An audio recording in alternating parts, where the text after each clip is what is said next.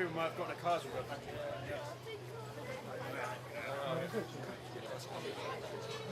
Oh yeah, right.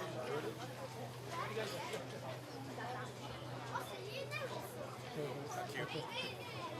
That's right. I don't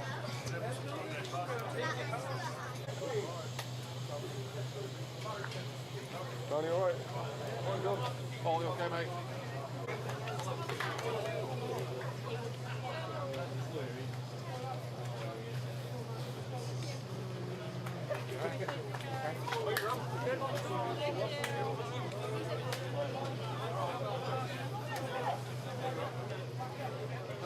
Hey, oh, Paul.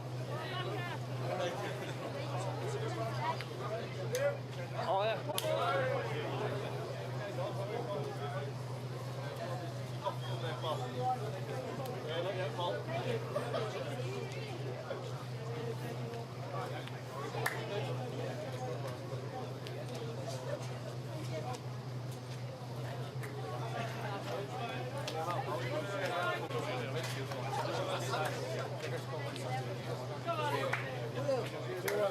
Hello, how are you? I'll speak to you after. You okay? Hi. Waiting for you. We're going to leave you hanging then. Come on then, let's go out.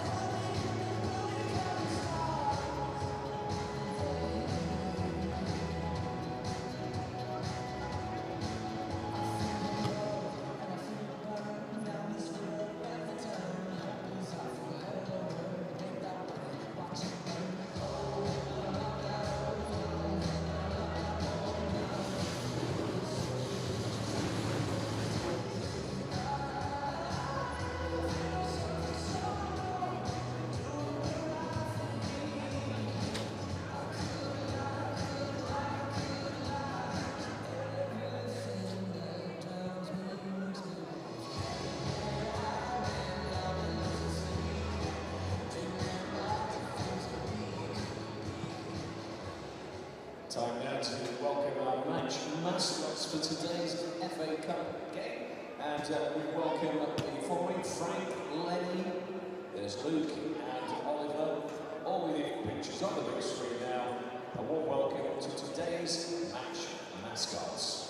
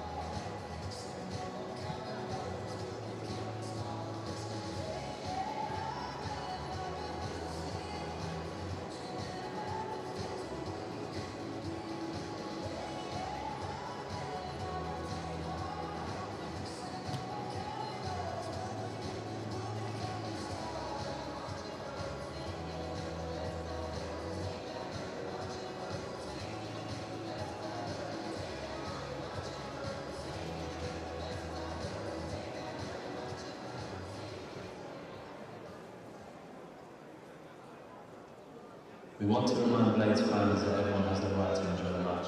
Our club is a safe and enjoyable environment.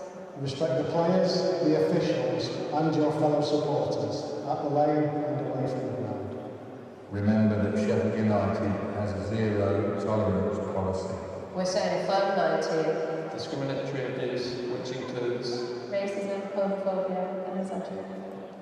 Foul and abusive language and antisocial behaviour. The use of pyros, throwing objects or pitching collisions. we want everyone to enjoy the match. And being a supporter, don't ruin it for fellow Blades. Respect our home. Your home. Bramall Lane is for. Sheffield United is for all. We are united.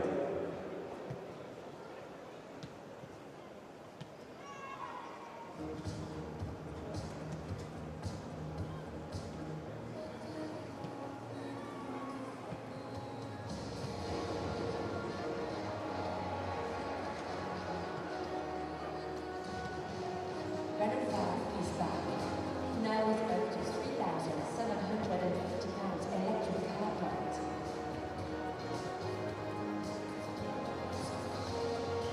Renault, what car of the year? Right, time now for our big screen Blades quiz. And here is question number 1. Now, what score did Sheffield United beat Oxford United in Bramall Lane last season? Was it 1-0, 2-0, 3-0 or 4-0? And what score did the Blades beat Oxford last year? Answer coming up. 3-0. Fabulous match as well. Next question.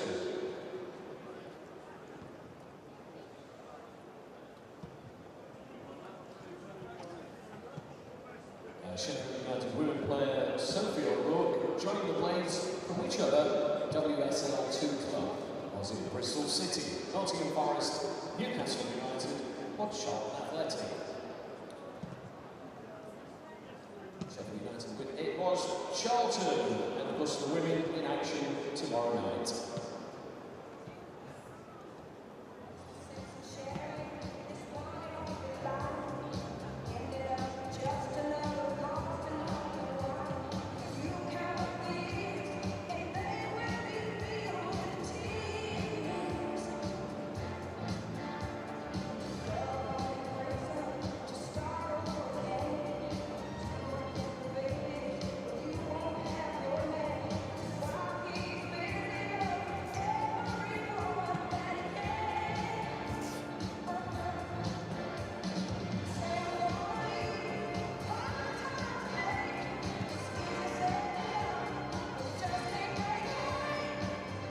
I will do indeed. 1, 2, 3, 4, 5. Are you hearing me on that? It's testing the main commentary mic where the rain is tumbling down in the Steel City. Is that coming through to you okay, sound? Giving the nod.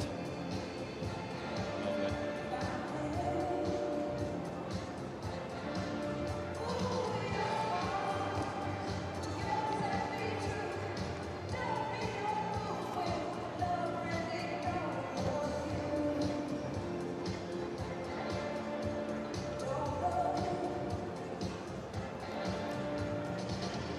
1, 2, 3, 4, 5, testing the main commentary mic at Bramall Lane for sound. Are you hearing that? Sheffield United against Mansfield.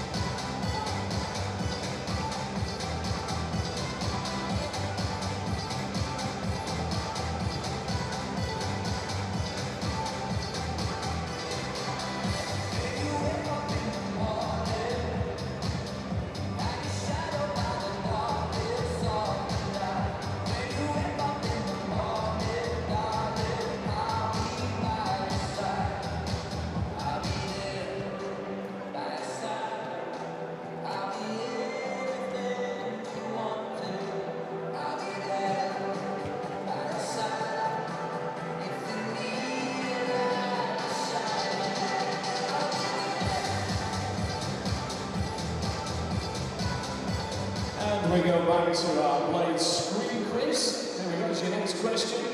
Former Sheffield United and Oxford player John Lundstrom played how many times for the Blades? Was it 115, 120, 125, or 130? John Lundstrom, famous for his big toe at Arsenal. Oh, it's Tottenham, wasn't it? And the answer, 120 appearances. And our next question. And question 4. Alicia Ahern joined Sheffield United women from which club? Was it Liverpool, Manchester United, Chelsea, or Arsenal? Make your mind up. Manchester United, the answer.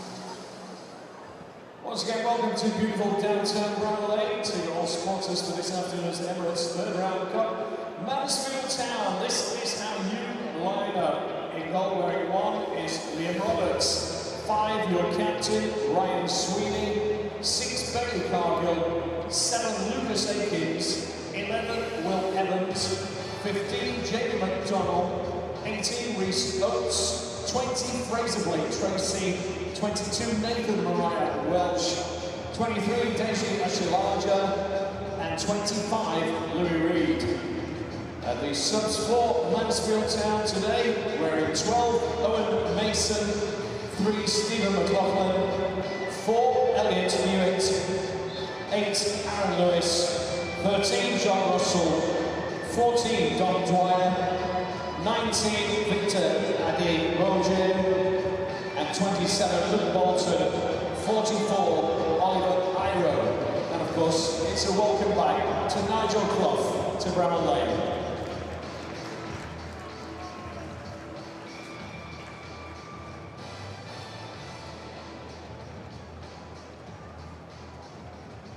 And the Blades team, we line up as follows. In goal wearing 17 is Adam Davis, 4 captain Ollie Armbaster, 8 Gus Harmer, 9 Danny Ings, 12 welcome to Bramall Lane, our new signing Kiana Gueva, 14 is Harrison Burrows, 15 Ben Mee, 18 Debril Samari, 23 Tyrese Campbell, 24 Tahiti John, and 25 Mark McGuinness. Late subs for this afternoon's game, 31 Luke Faxon, 3 Sam McCallum, 6 Tyler Binden, 7 Tom Cannon, 11 Andre Brooks, 22 Tom Davis, 38 Femi Sariki, 44 Jairo Riedewald, and 45 Patrick Bamford. Match referee today is Steve Gilroy, and the assistants Nigel Lugg and Isaac Searle.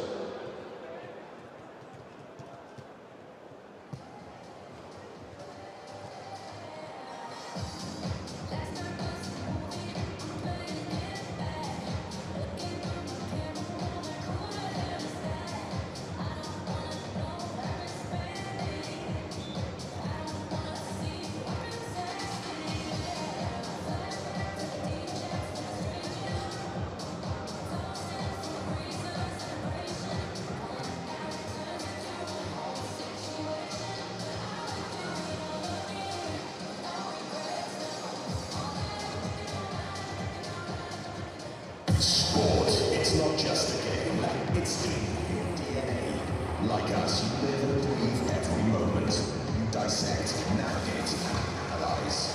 At SpreadX, we bring you a world of betting, where flexibility and precision are at your fingertips. With real-time analysis across all devices, wherever you are.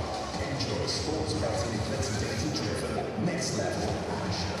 SpreadX, it's in our DNA.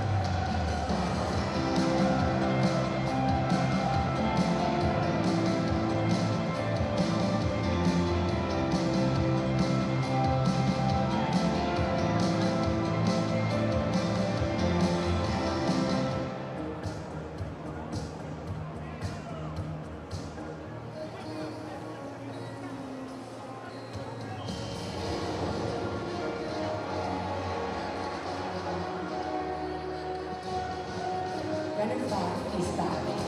Now with up to £3,750 electric car grant.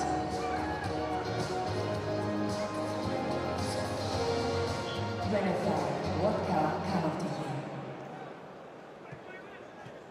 Okay, we're delighted to welcome as our match ball sponsor this afternoon, MBKS Builders. As always, we thank you for your support and hope you guests enjoy all the hospitality on offer here at the Lane. Thank you once again, MBKS Builders.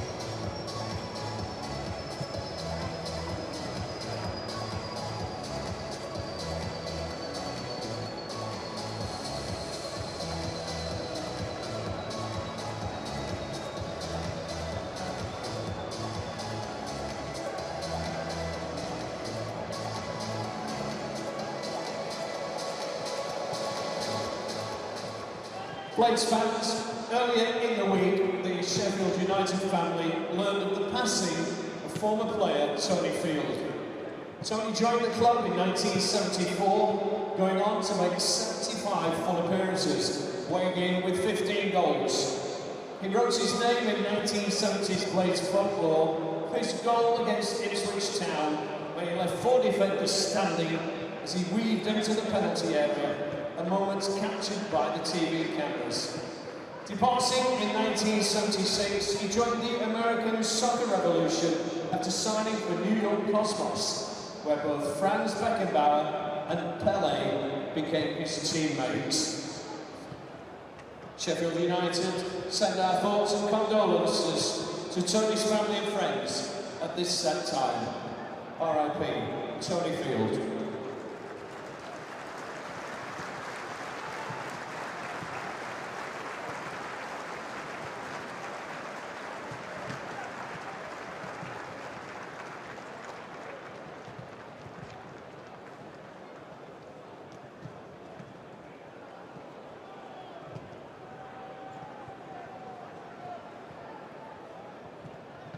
Okay, Blades fans, our next home match is against Ipswich Town here at the Lane on Saturday, 24th of January, as a kick-off of 3 o'clock. Tickets are £14 for under 18s, £20 under 22s and students, 23 for seniors, and £30 for adults. That's Ipswich Town here at the Lane, Saturday, 24th of January, 3 o'clock.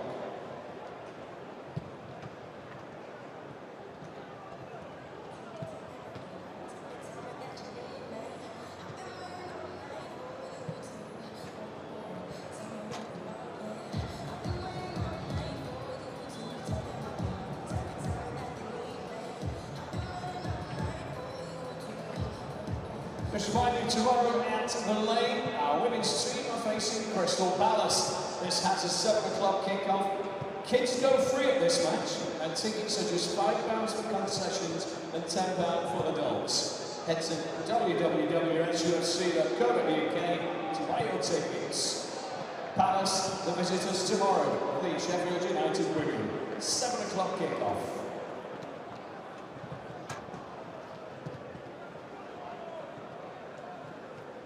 And a special welcome to the young supporters coming to Bramall Lane for the very first time.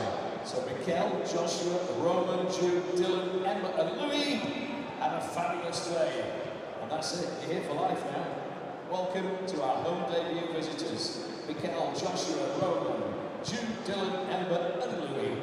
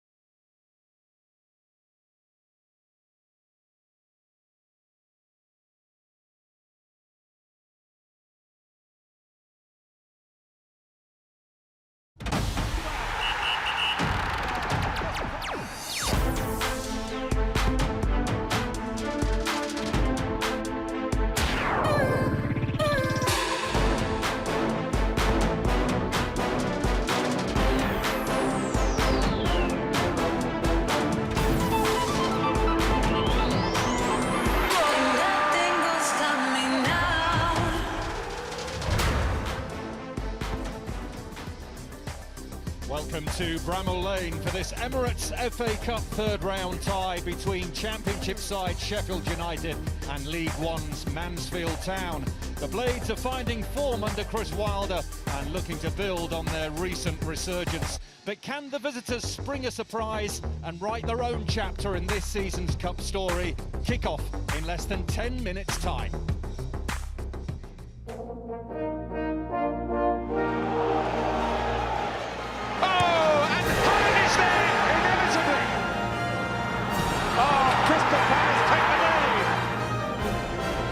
He's gone for goal, and he's gone!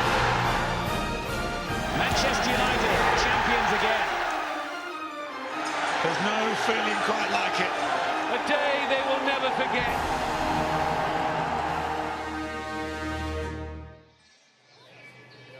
Welcome to the Steel City and the home of Sheffield United, who just missed out on a Premier League return last season and then took the surprise decision to part company with Chris Wilder.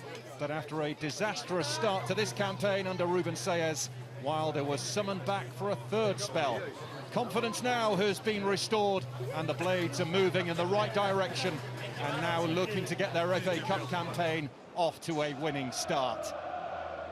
And they have a new face in their ranks today. Keanu Hoover has joined this week on loan from Wolves, and he has been thrown straight in for his Sheffield United debut. Ben Mee also returns for the Blades today. The former Burnley defender who joined on a free last summer has been out since November with a hand injury. Starting up front, Tyrese Campbell. He has FA Cup history running through his family history. His late father, Kevin, won the trophy with Arsenal in 1993. The Blades are one of the Championship's form sides just now. They were bottom of the table when Chris Wilder returned. They're up to 16th. They've won the FA Cup 4 times. Their last a century ago against Cardiff, the very team who knocked them out at this stage last season. They are, though, on a good run just now. 7 wins from their last 10. The last time the Blades faced Mansfield back in 2014, Nigel Clough was in charge. Today he'll be in the opposing dugout as the Stags arrive on the back of a 3-match winning run in League One, made all the more impressive given the mountain of injuries that they've had this season. So far, they have seen off Harrogate and Accrington to get to this point, but they haven't made it past the third round since 2008. Well, Nigel Clough was thrilled to tie this man down recently to a new contract. Rhys Oates is a player that the Blades will be wary of. Red hot form just now, 3 goals in his last 2 appearances. Another player to commit his future to the Stags is Lewis Reed, back on familiar territory. His career started here. It was Nigel Clough who gave him his Sheffield United debut at 16. And Mansfield have been busy in the transfer market. 3 new signings this week, one of which is Oliver Iro, a young striker who's joined on loan from Spurs. He's on the bench. Mansfield were in the bottom 4 of League One just before Christmas, but they've soared up to 11th after their recent run of form. Their best performance in the FA Cup back in 1969 when they got to the quarter-finals under Tom Eggleston. The run was ended by Leicester. Last season, they were knocked out at the third round stage by Wigan.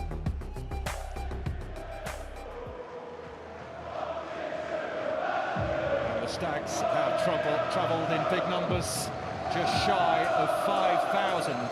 They've made the short trip up the M1 to the Steel City, hoping to see an FA Cup upset. Of course, yesterday we saw the biggest there's ever been when Macclesfield overcame the holders Crystal Palace.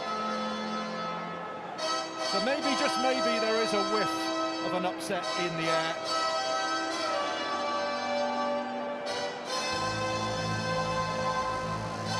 Teams have gathered in the tunnel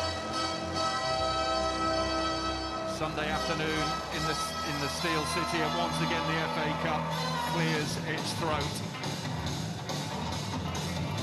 Sheffield United, a Championship club with Premier League memories still close enough to touch. Mansfield Town, League One's disruptors, possibility of an upset.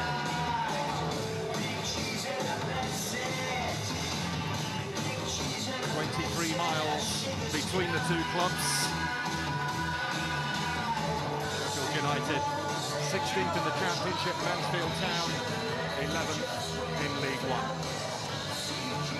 And ready to cross swords in the most famous domestic cup competition of them all.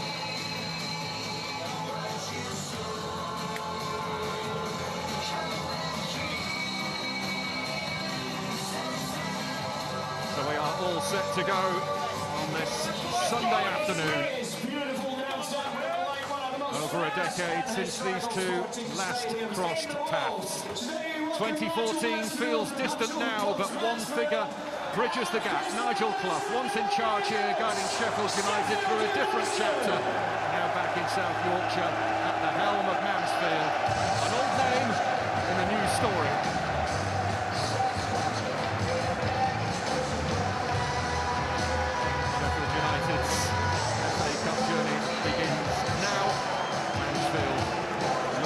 Continue theirs, having navigated their way through rounds 1 and 2.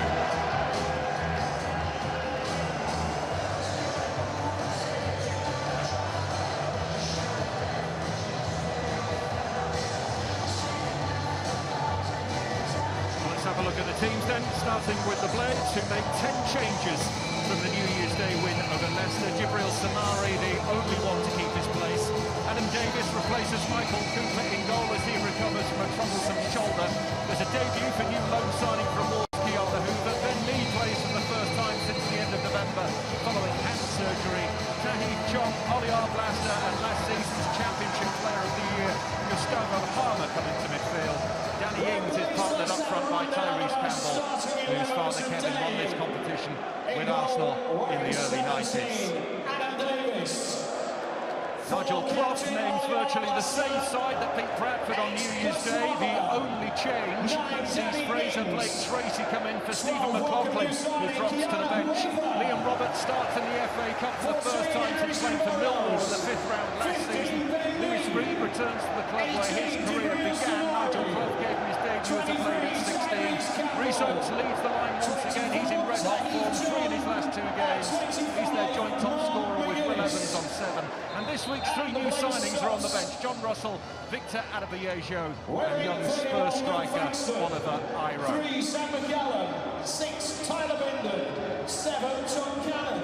Well, we know what magic this man has in his boots. Gustavo Palmer, who's been in and out of the team in recent weeks. He starts today. He is the reigning Championship Player of the Year. Last but not least, at number 45, Patrick Bradford. Reece Oates has looked deadly in recent times. He will give Sheffield United problems. He plays on the defender of shoulders. He is full of running. He will not give them a moment's peace, and I can assure you of that.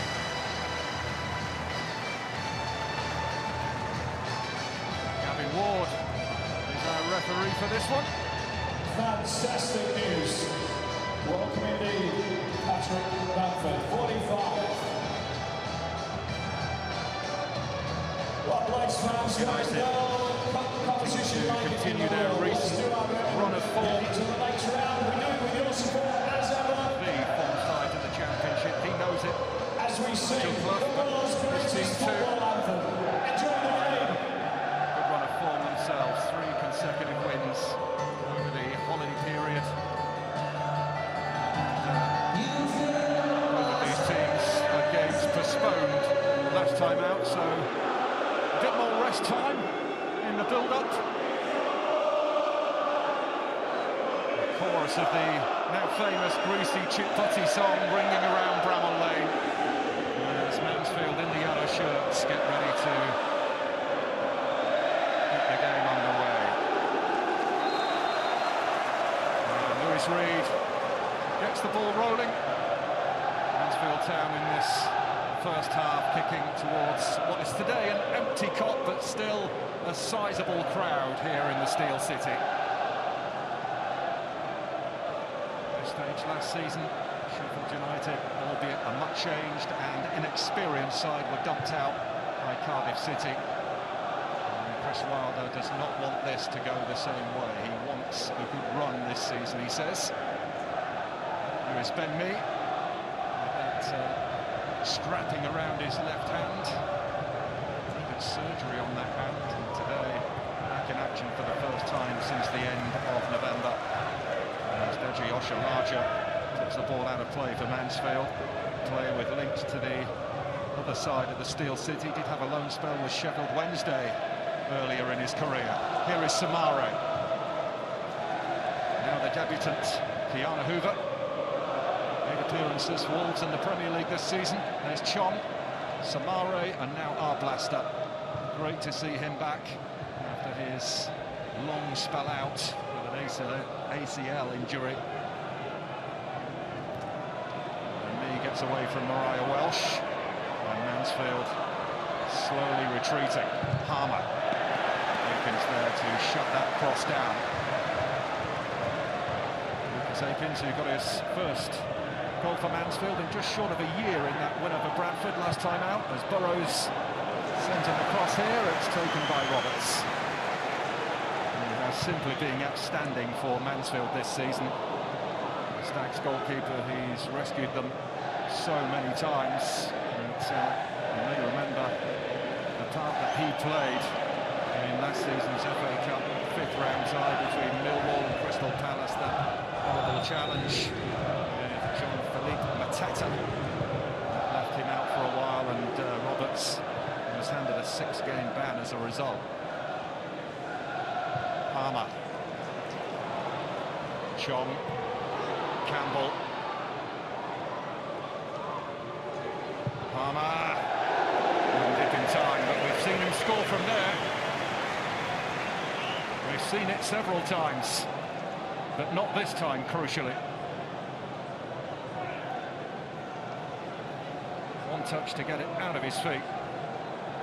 Cleared the bar with it.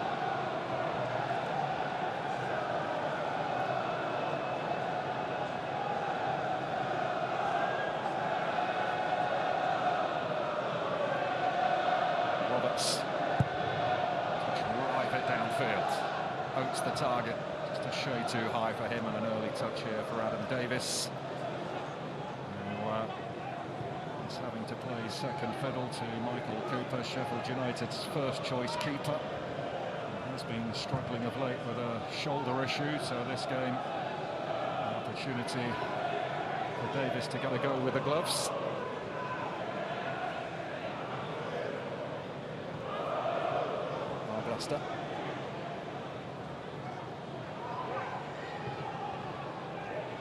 Gabriel Samare.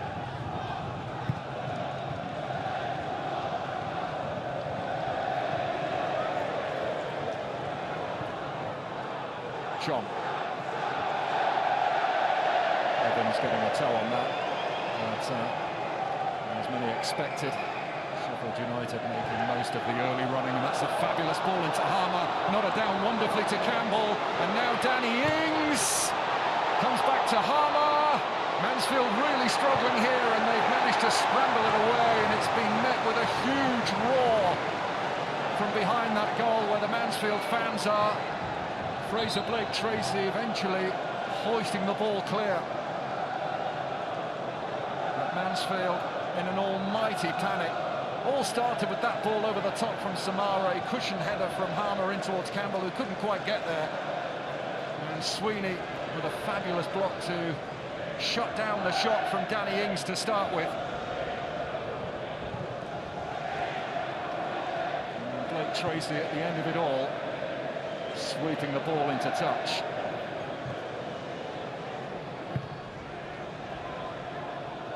Arblaster. Burrows cutting it back, but Mariah Welsh is there. Oates, Mee quickly at his back.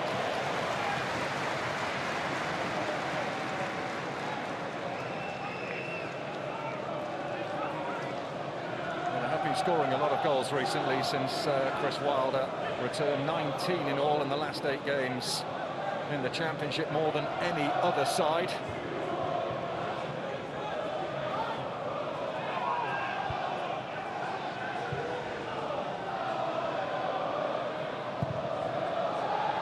Oates. Out to Blake Tracy, who's played in all manner of positions this season due to the crippling injury crisis that Mansfield have faced. He's playing as a left-sided centre-back at one stage. I seem to recall he's played in midfield as well, Blake Tracy, this season. And at long last, the injury problems are beginning to ease for Mansfield, but there's still 7 or 8 out. So the arrival of the new additions this week were most welcome.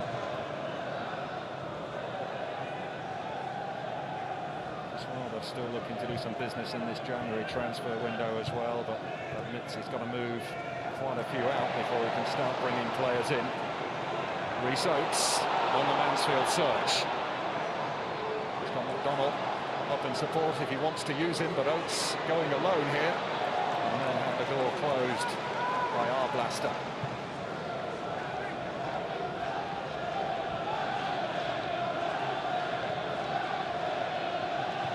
Mansfield, must be noted, have progressed from 2 of their 3 FA Cup ties against Sheffield United in the 1950-51 season and in the 68-69 campaign. Mariah Welsh up against Burrows. McDonald, who has been superb for Mansfield this season, but he's given that ball away.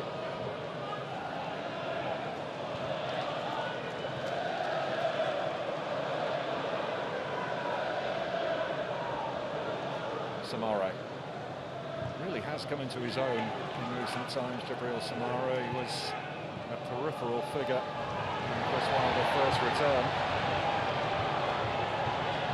Campbell to Arblaster, the Blades have a man down, it's Harmer.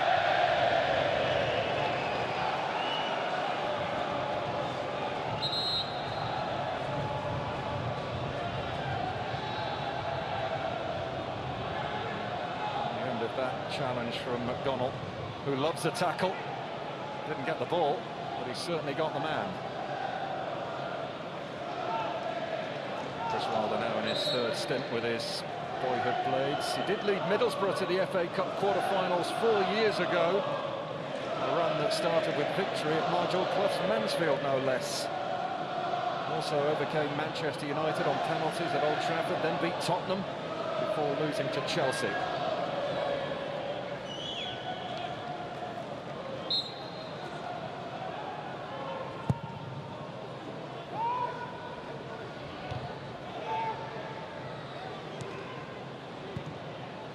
Samare.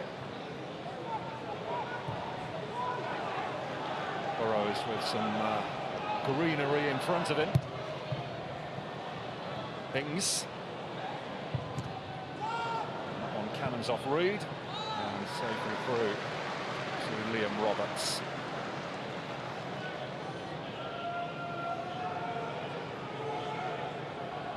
I think it's widely acknowledged that Roberts is probably too good for League One, but Mansfield absolutely delighted to have him. Really good piece of business that from Nigel Clough. Harmer. It's a vital interception from Cargill, and that's a good ball from him to Mariah Welsh. Evans making a move upfield. Here he is. First touch was a shade heavy. Reed into Oates. Mansfield fans roaring away at the other end of the ground. Good hit. Really good try, and Davis must have got something on that. The corner given. And that is why we singled him out before kick-off. It is actually a really good save from Adam Davis. A warning for the Blades. That was dipping viciously.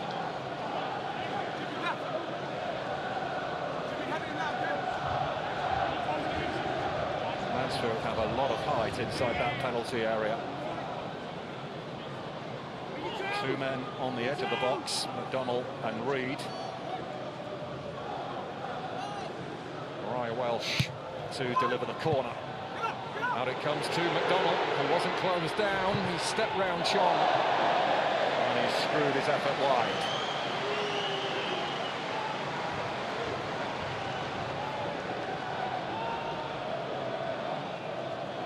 unkindly for him. Step to the left, and then got his angles all wrong. Recently back from an ankle injury. McDonald, Nigel Clough describing him as a throwback in terms of how he plays the game. Reid and Mariah Welsh combining. Good play this from Mansfield. Just a slightly undercooked pass from Oates allows Sheffield United to get back on the ball.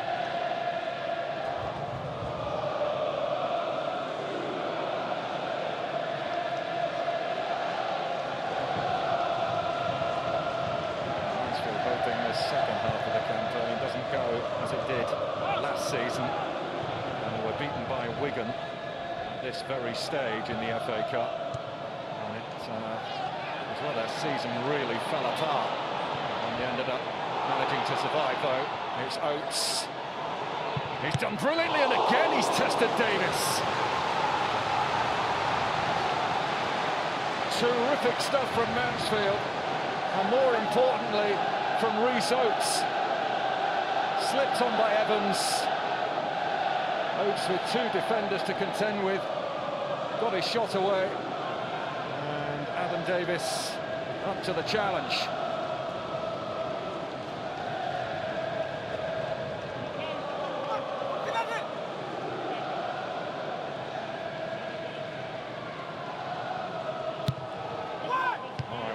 Straight onto the head of Harmer.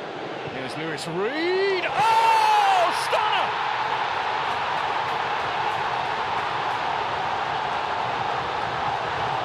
What a hit from Lewis Reid.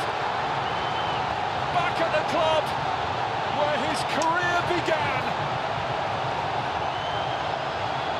And 5,000 who came to dream of Bramall Lane now daring to believe.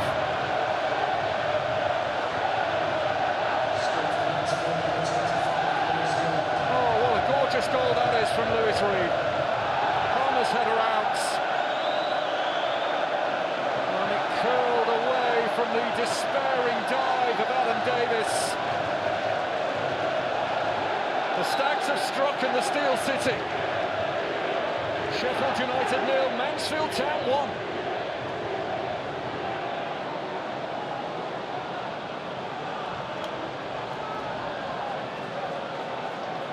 What a goal. It's been a really good spell for Mansfield, and off now goes Will Evans. The Stags hungry for more.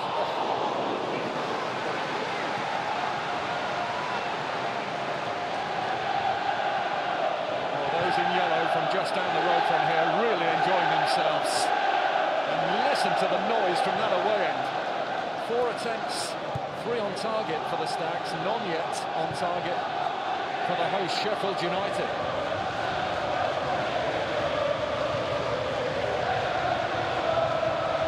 Blades with an early shot to the system here.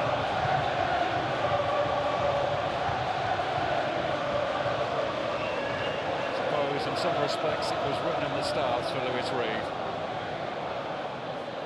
Back at his former club, where he made his professional debut as a 16-year-old under Nigel Clough, scoring the goal.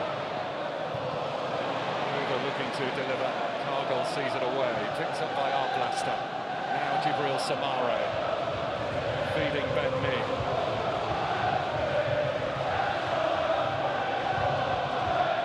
Samare. There's Chong.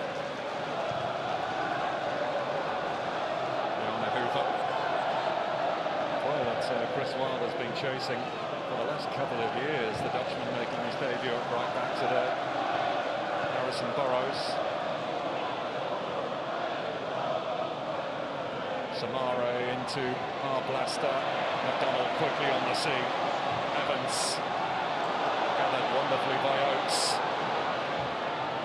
Evans again is failing to get the ball under control.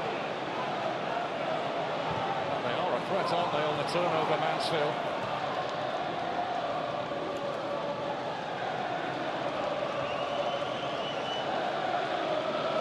Harmer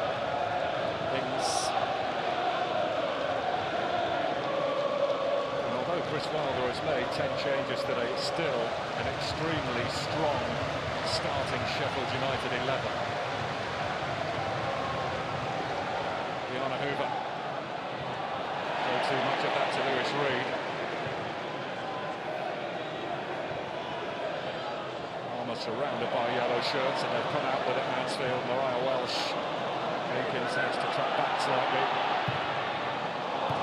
It's under hit, bounced on by Burrows. Look on the blades again. Armour. Tyrese Campbell.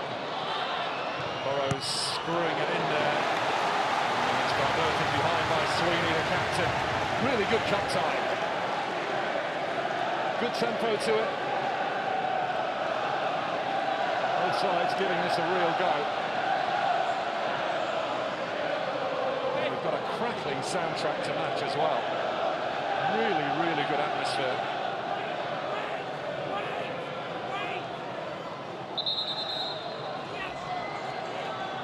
McGuinness and me will be two obvious targets. Harmer will be looking for here on this Sheffield United corner. In it goes, and it's just put wide. I'm not sure who got the final touch, maybe Danny Ings, but that was dangerous.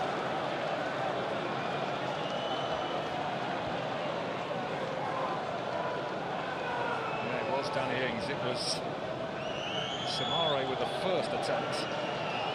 And Ings tried to finish the job, but put it wide of the mark. And the Burnley, Liverpool, Southampton and West Ham player Danny Ings signed on a one-year deal last summer after leaving the Hammers. 3 England caps as well.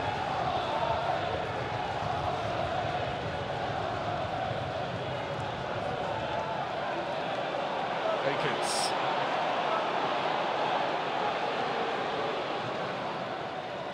Mariah Welsh.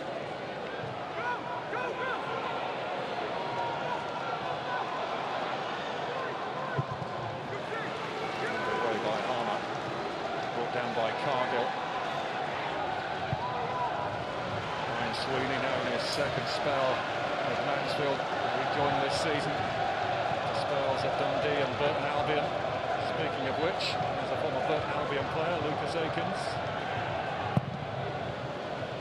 Thundered downfield by Roberts, and that will carry all the way through to Adam Davis.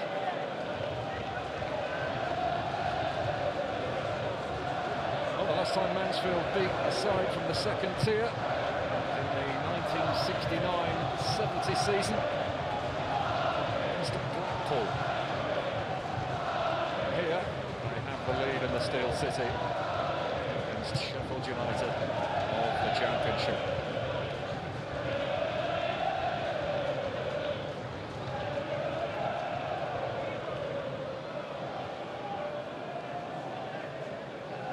McGuinness. Marblester. Samare, who's currently on loan from Braga, Senegal under-23 international, on the Blades midfield. McGuinness trotting forward with it, the former Luton man.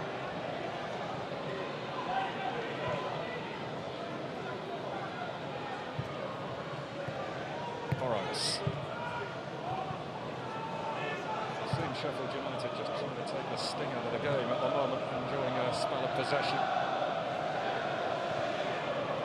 Harmer opens up for Harmer! Oh! Another belter of Bramall there. This time it's gone on the back of Mansfield's net. Another special from Gustavo Harmer. It has become his trademark. Liam Roberts absolutely no chance with that one. This has been a fabulous cut time. 2 glorious strikes within it. One from Mansfield's Lewis Reed, and now one from Sheffield United's Gustavo Harmer. And the Championship side are level. Blades 1, Stags 1.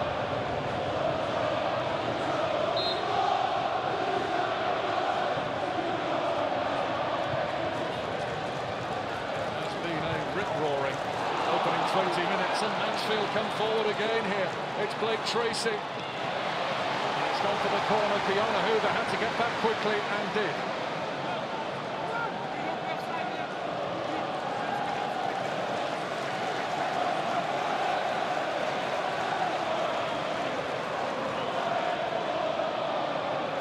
Sweeney, one of several in the picture. This corner kick that Mariah Welsh will deliver now. And again, he doesn't beat the first man. That's really disappointing. McDonald. It's away by Samare. Shalaja's header.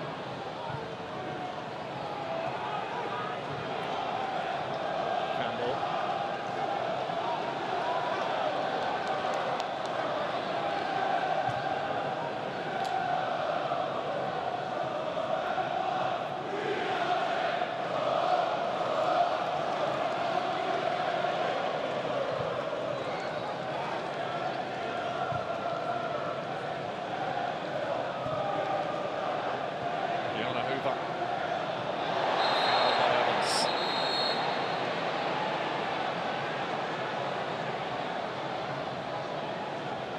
Up so well, doesn't he, Will Evans with Rhys Oates. There's a lot of ground very quickly, and they so often are on the same wavelength, those two. You can see that this is a team brimming with confidence. A winning run that started for them over Christmas, a comeback win at Barnsley. Wasn't a good challenge, was it, for Will Evans? But they left Oakwell with maximum points. They were absolutely pummeled by Bolton. Somehow managed to win it by a goal to nil, and then they were simply excellent against Bradford in their last game. And as a consequence, they've soared out of the bottom four to 11th in League One, which is such a crazy division. Palmer, Kiana Hoover. Tahith Chong, who's had his injury issues this season. Blaster. Smashed in there by Hoover.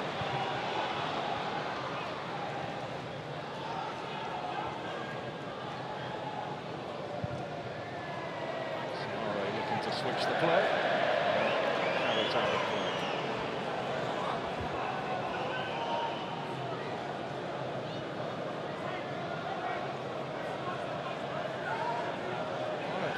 Necessarily gets the credit he deserves for his time here at Sheffield United. They were second from bottom in League One at the time. He managed to take them to the playoff semi-finals, took them to 2 cup semi-finals as well, Nigel Clough. In an interview this week, he said the question that he was constantly asked by the Blades hierarchy when he first walked through the door, can you please help us stay out of League Two? Well, he managed to do that and more. Of course, Clough is a name synonymous with this competition. As Ings feeds it through towards Chong. Might open up for Chong here. Mansfield get the bodies back.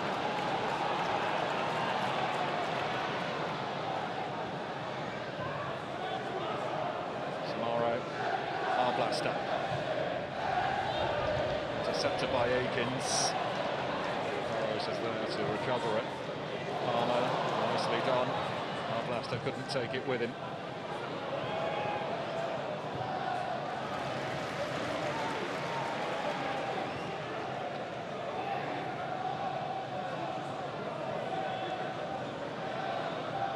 Is that the FA Cup semi-final incidentally I was referring to a moment ago? Nigel Clough leading the Blades there. They took on Hull City. It was a terrific game of football.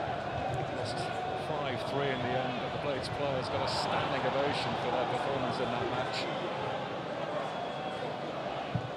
Palmer fizzing that one at Chong.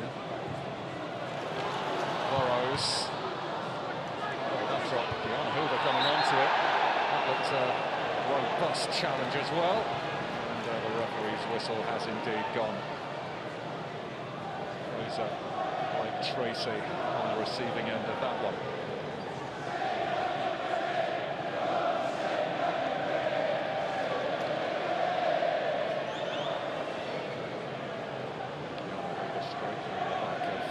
Tracy. It mustn't be forgotten either that he played in the 1991 FA Cup final. Nigel Clough with Nottingham Forest, who were managed at the time by his late father Brian, beaten by Spurs. The game remembered for that injury to Paul Gascoigne.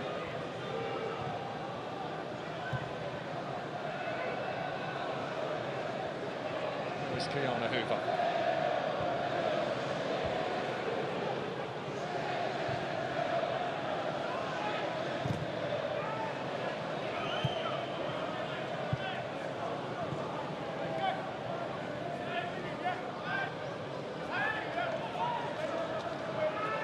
First time the game has hit its first lull.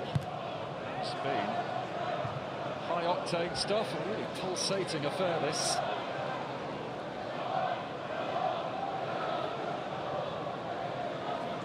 Oh, blast up. This big pitch really suits Mansfield as well in the way that they like to play. Players who can stretch the pitch, they've got a few of those in their ranks. Burrows linking up with Harmer, and Burrows gets away from McDonnell momentarily. A few half-hearted appeals for something there, absolutely nothing doing, but there is that time Ben Mee with a foul on Rhys Oates.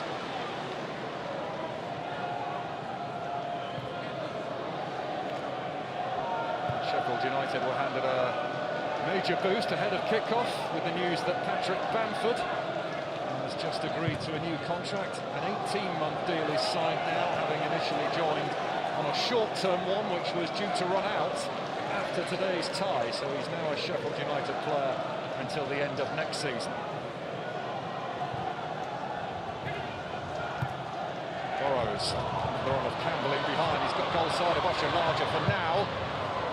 Sweeney in just the right place to stop the cross. Blaster. See what the intention was. Oates. It's a cheap giveaway.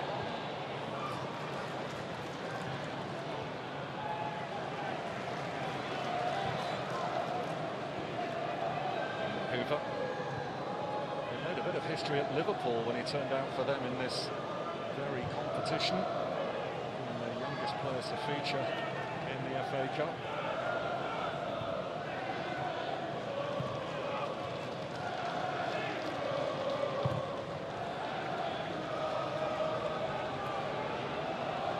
McGuinness.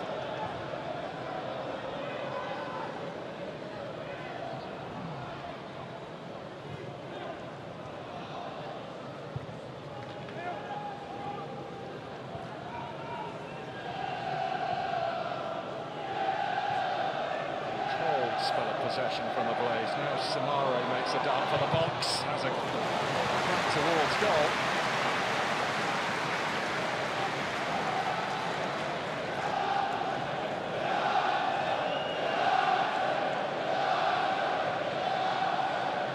Samare driving forward, and such a larger, I think, for the final touch on Matt Eakins was also in close proximity.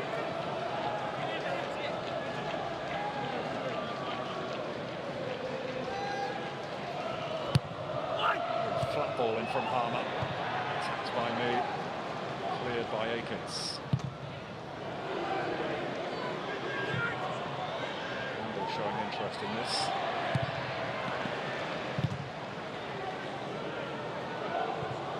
Missed completely by both Cargill and McGuinness. Here is Fraser Blake Tracy.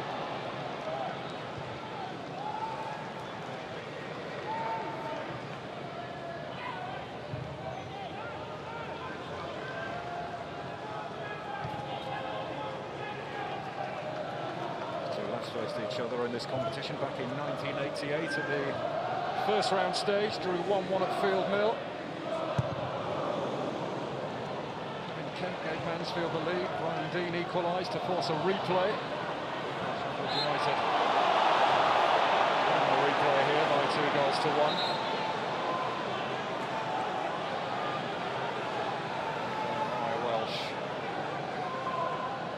held there, so Mansfield handed a free kick.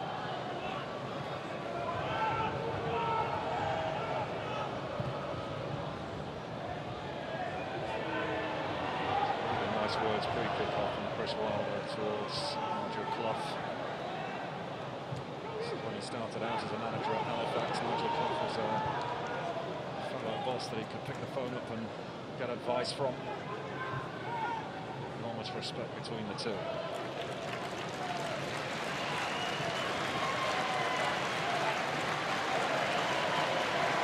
Bamford just gone out to warm up. It's the applause.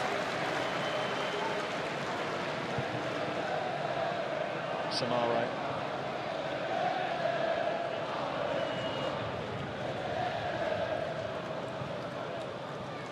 He's definitely settled down after a frantic start to the game.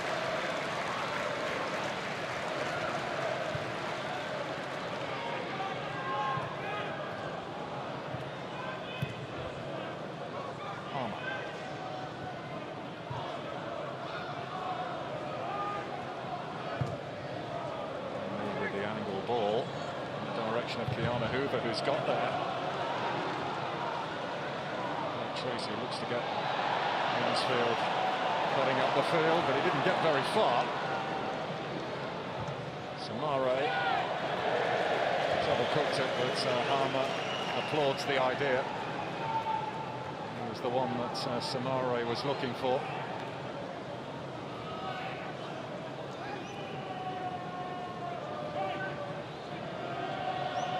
Decent in the last few games. I have a sense that he won't be falling out of the first-team picture completely, but really stepped his game up.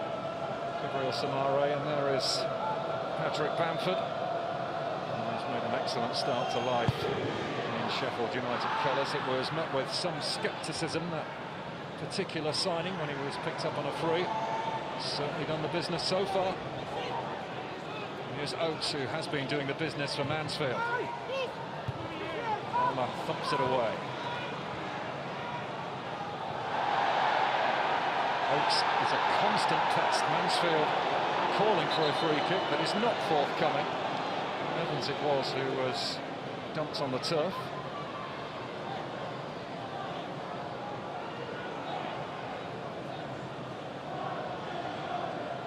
In truth, Samare right over the top of him. I'm not sure whether Evans makes a back for him. But either way, Gavin Ward not inclined to blow up for a foul. But Evans feeling the after effects.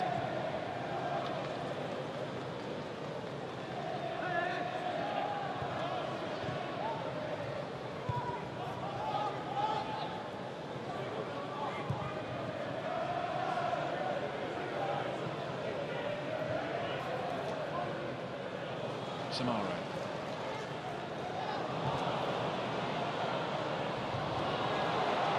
Leicester wins the scrap with Reed. And Hoover now. Campbell. Watched closely by Bailey Cargill.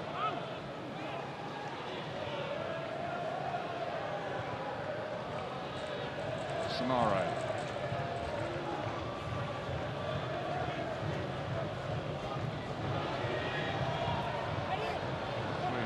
In the middle, Danny Ings is one of them, and hoping to reach this.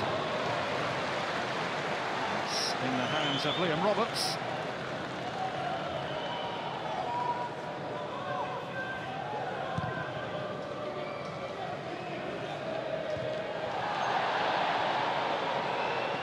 And it's having a bit of a wrestle there with Rhys Oates.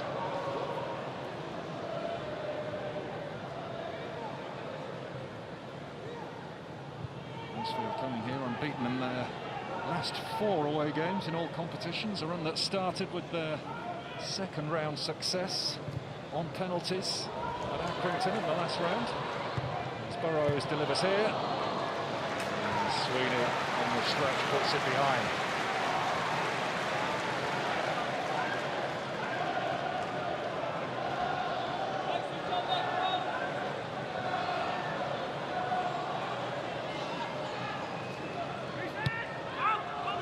Short, Harmer to Burrows. Palmer again. Usually there is someone at that far post, but on this occasion there wasn't, much to Mansfield's relief.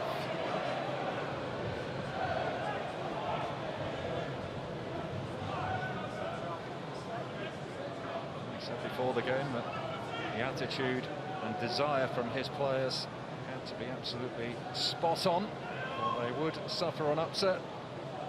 Well, in terms of attitude and desire, nothing wrong on that front as far as Mansfield are concerned. They've given a really good account of themselves here. Look at the amount of passes. It's not always about what you do with the ball at your feet. It's about getting the ball into the right areas, and Mansfield have done so on numerous occasions.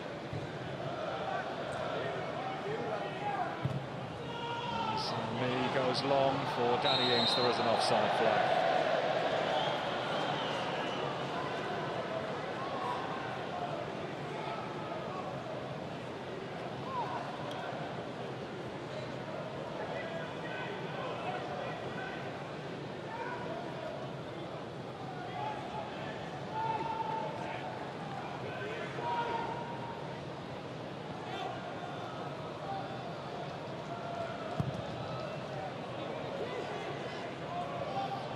Top of Blake Tracy from the boots of Liam Roberts.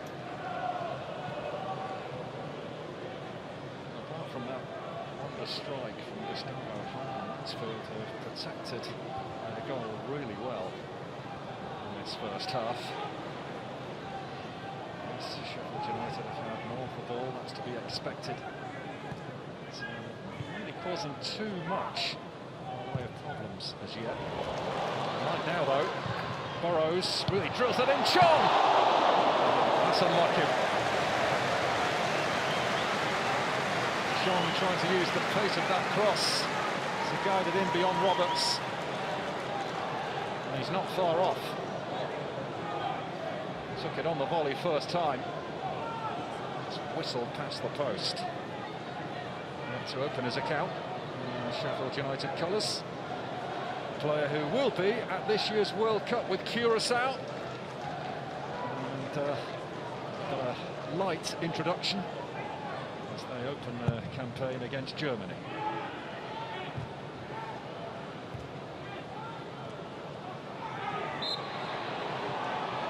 Foul there, our blaster by McDonald. Remember, I did say right at the very start he loves a tackle.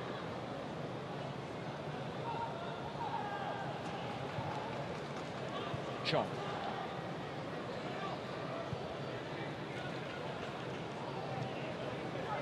Me. Palmer.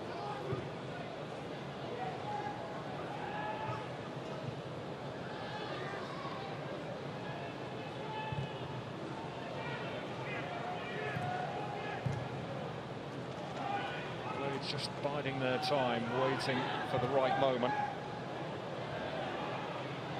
Blaster. Johanna Hoover. Sorry, picking up the bits there. And Evans will see that safely behind for a goal kick.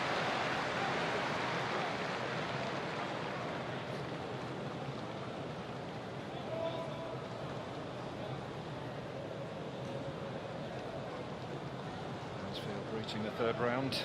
Fifth time in the last 6 seasons now, and Sheffield United have progressed from 19 of their last 20 FA Cup ties against sides from a lower division. The last time they failed to do so was in a 1-0 loss at this stage to non-league Barnet back in 2019. Chris Wilder was in charge for that one. At the time he had bigger fish to fry, as it were, as the Blades were to climb the football pyramid at the time. And what an ascent it was. They ended up in the Premier League, had a 9th place finish. Astonishing, really.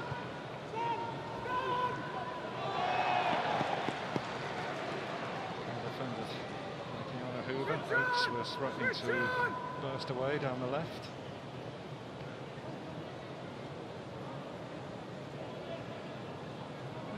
competition in that right-back slot as well. Femi Sariki's been playing a lot of football.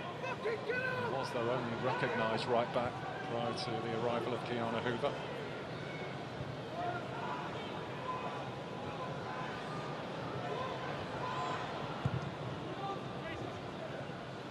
Tracy rising and winning it. There's me. Oates protecting it from Kiana Hoover. Never ever gives anything up. And he's done really well again, Rhys Oates. Chong slides in, takes him down. Will be a free kick, and then there will be a card for Tahith Chong. We'll see what action Gavin Ward takes.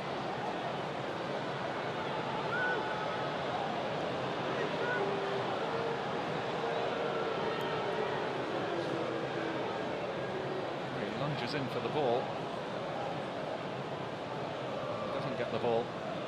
And it would appear that he has escaped a card. Gavin Ward electing not to take his name down on this occasion.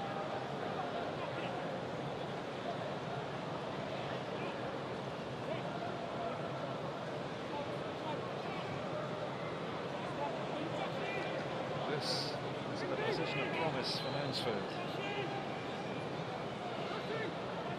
Nathan Mariah Welsh during this season from Hibs. Here's the one surveying the scene. Leave it in, helped on. And the last touch was a red and white one. It is going to be a Mansfield corner.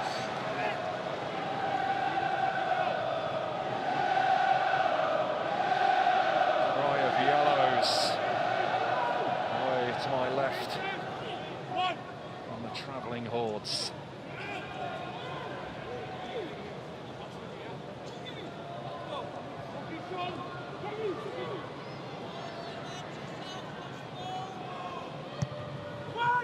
You're there on that delivery. And there's Reed again, and he scored again! Would you believe it? A former Blade having the time of his life back in the Steel City. Two fabulous finishes. Two goals he will never forget. Where on earth has he pulled these two from? And Mansfield Town are back in front, and how? The first one was good enough, but that one sweetly on the volley. It did take a deflection on its way, but it flew past Adam Davis. And with half-time approaching, the shock is back on. Sheffield United 1, Mansfield 2. And now Lewis Reed is on a hat-trick.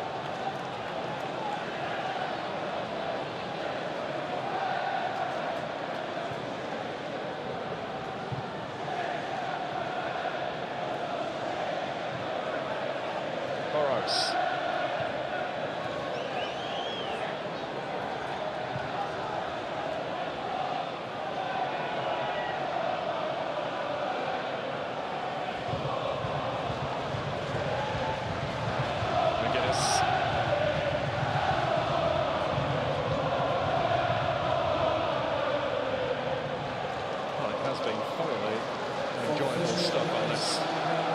Sunday afternoon under grey and rainy skies.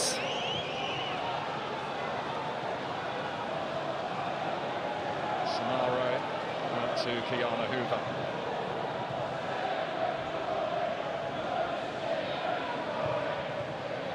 Chong. Back for our blaster. Super block going in again.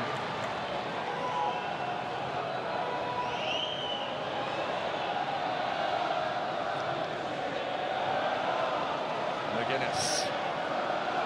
Mansfield seconds away from a half-time lead. Chong.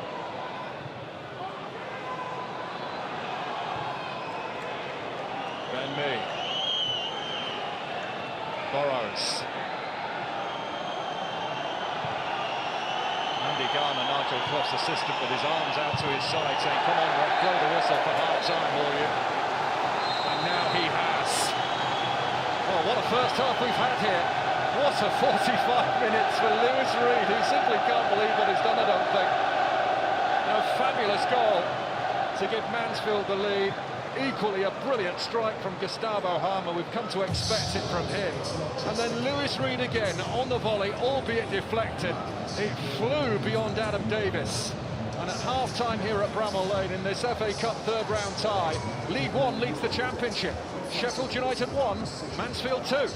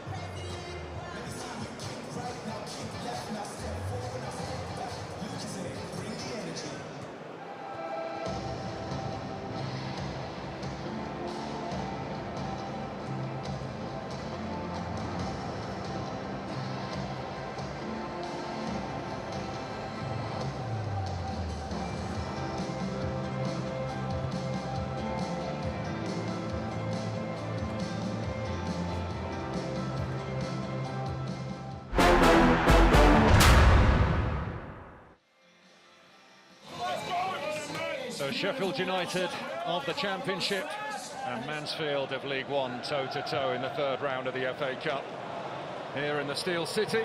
And Sheffield United have been in really good Championship form of late, 7 wins in 10. The first to have a crack. Gustavo Harmer brought back into the starting lineup, letting fly, but that one clearing the bar. And Harmer involved in this build-up play as well, that eventually dropped the way of Danny Ings. His shot was initially blocked by Sweeney. Mansfield's defenders in a panic, but eventually getting the ball to safety.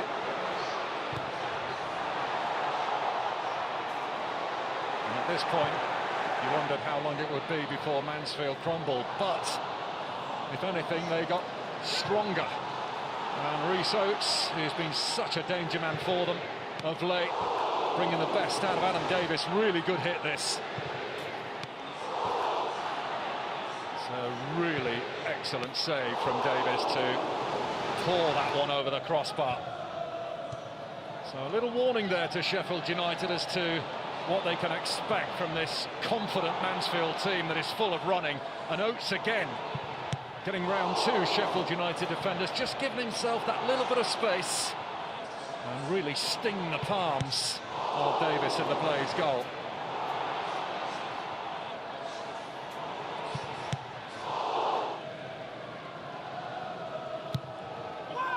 From this corner, it was Mansfield who went ahead, and what a hit from Lewis Reed. Can't imagine he's hit many better than that. What a brilliant goal that was. And the man who began his career here at Sheffield United as a 16-year-old, sending 5,000 or so travelling Stags fans into raptures with that. So it was down to the Blades to conjure a response from somewhere, and they very nearly did. Danny Ings stretching but diverting wide after Samare's initial attempt.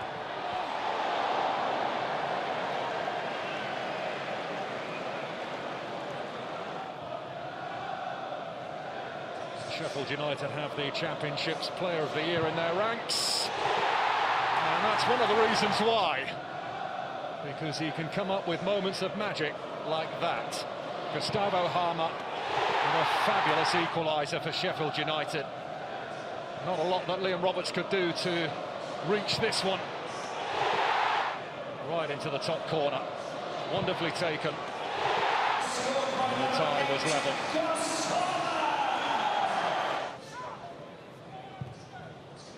It's been an electric half an hour or so, and Burrows fits this one in towards Chong. Took it first time on the volley. Couldn't hit the target though. Cross was really travelling from Burrows, and Chong just tries to guide it into that far corner. Makes good contact with it. Roberts untroubled. So we were all set for a 1-1 scoreline heading to half-time, but Mansfield had other ideas, most notably Lewis Reed, who came up with this time on the volley. First time deflects off Ollie Arblaster on its way through. This has been quite the return to the Steel City for that man Lewis Reed, and at the break it is Mansfield on top here against Sheffield United. Well, these stats at the end of it all, look at that, 4 attempts on target for Mansfield, only the 1 effort on goal from Sheffield United, and that was the goal from Gustavo Harmer. Sheffield United, as expected, enjoying the bulk of the possession, but Mansfield really holding their own and then some here at Bramall Lane, and it is they that lead after 45 minutes. Leeds 1, Mansfield 2 at half-time.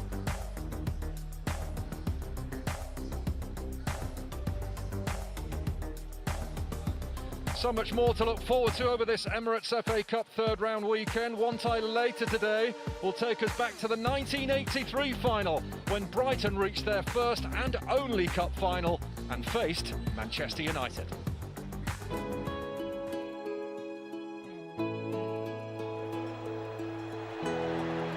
He's inside the Manchester United penalty area. He finds Smith, and Smith must score, and he hasn't scored, and Bailey has saved it. And Gordon Smith will remember that moment for a very, very long time indeed. It's still to this day, it's my biggest regret in football that I didn't score that goal. It was a fantastic day, obviously, to be playing a cup final, but the build-up to it was also amazing. The club were in the first ever cup final. It was incredible to arrive at Wembley, and it was a great atmosphere. In the dressing room, we had a plan before the game. We said, you know, we're the underdogs here today. Everybody fancies Manchester United.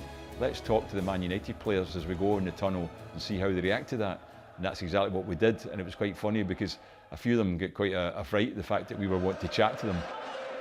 It's a great feeling to walk out in front of 100,000 people. It's fantastic. Our fans were right up for it. It was a brilliant atmosphere. I was delighted to score the first goal of the game. Gary Howlett picked me out well. He put a lovely cross in. I'd peeled away to the back post.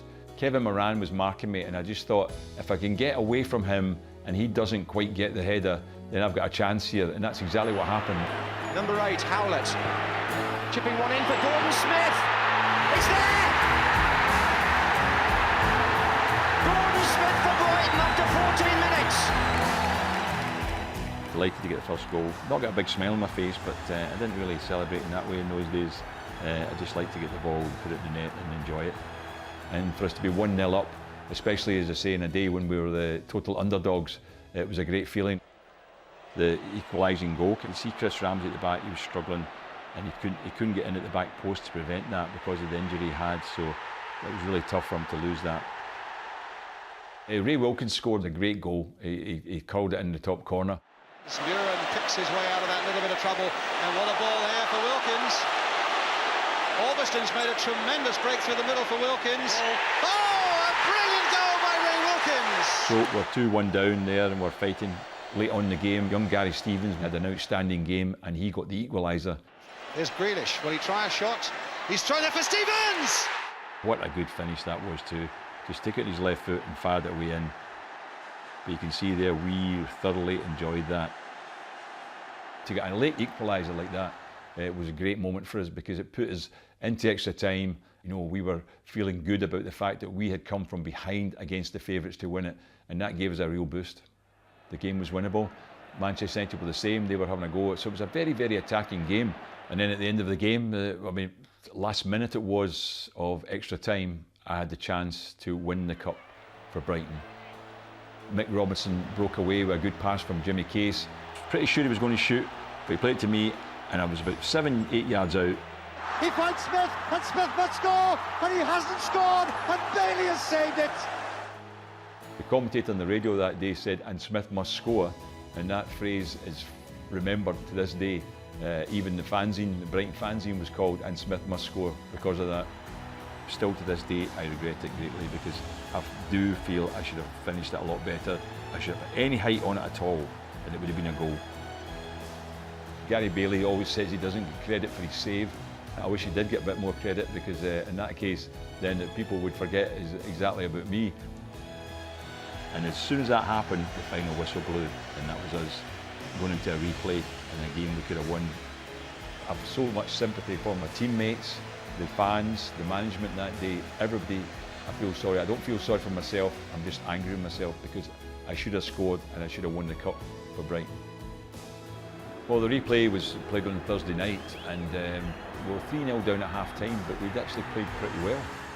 We lost a goal in the second half as well, but we didn't play badly at all. It just looks as if we got hammered in the replay. It's a moment in my football career I'll never forget, and it's the most disappointing moment of my career. Without doubt, we could have won that cup, and what a great moment that would have been.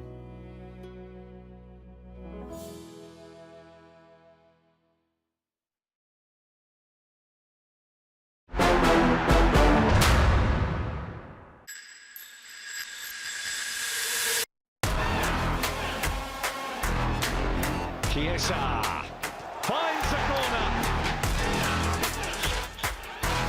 Cole, brilliant shot. Headed in by Gravenberch. Liverpool winning. What a dramatic moment in FA Cup history.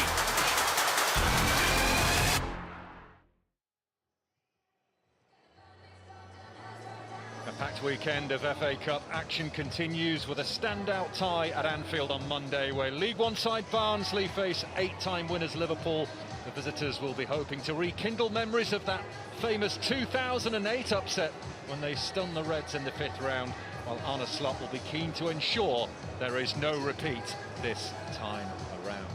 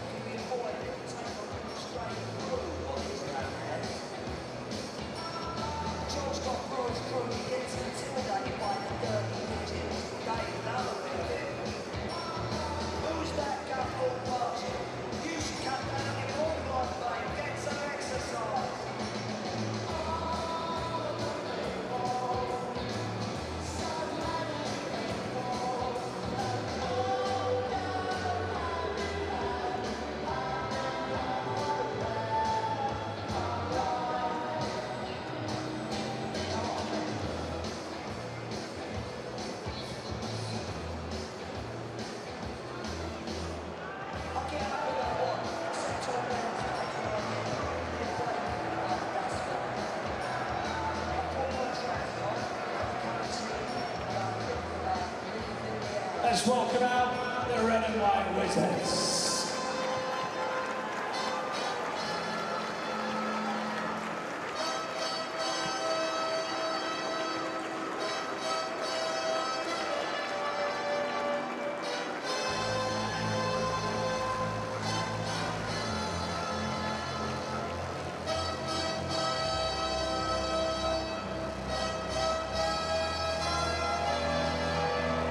Welcome back to Bramall Lane, where Mansfield leads Sheffield United by 2-1. Lewis Reed with 2 goals puts Mansfield in the ascendancy. His 2 strikes either side of a wonderful hit from Gustavo Harmer. But Sheffield United with work to do in this second period if they are to avoid a third round upset.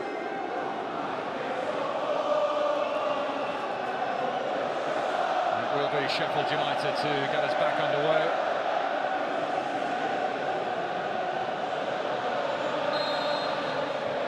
No changes in personnel at half-time, so it's as you were for both. Sheffield United in the red and white stripes, kicking from left to right. McGuinness.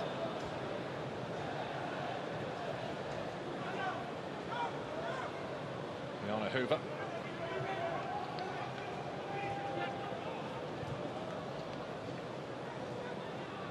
Ben Mee.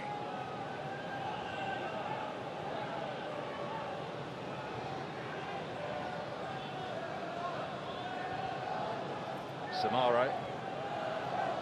Arblaster.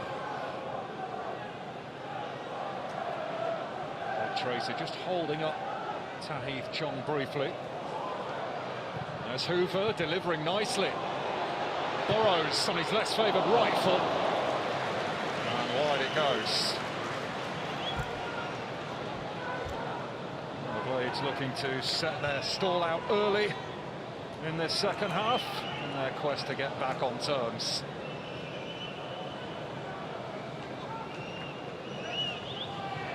Been particularly vulnerable, though, the Blades, after half-time this season. Conceded before this game 10 goals before the break, but 28 after it, so nearly 3 times as many.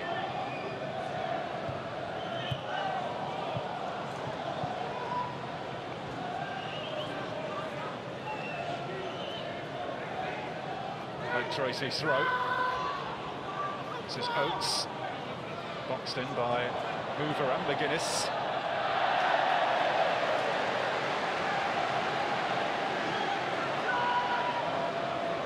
He must be a nightmare to play against because he just never ever stops running. Evans. And Oates is there on the end of it again. Well, what a bonus it was when he decided that he would put pen to paper on a longer contract. He was in the final 6 months of his last deal, and Nigel Clough was desperate for him to re-sign because he knew trying to replace him would have been nigh on impossible. But Oates did say that he felt he owed Mansfield because of the injuries that he suffered and how the club has stood by him through those dark times. Lovely turn from Lewis Reed there. Not a good ball from Bailey Cargill. Lake Tracy just about getting hold of it.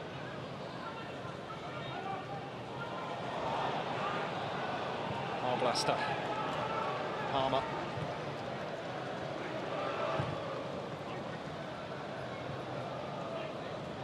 Ings. Good feet. Tahith Chong is in. Attempting to square it for Tyrese Campbell. He might have been better served going for goal himself, but you could quite clearly see he was trying to slide it across for Tyrese Campbell. Perhaps he should have been more selfish here, Chong.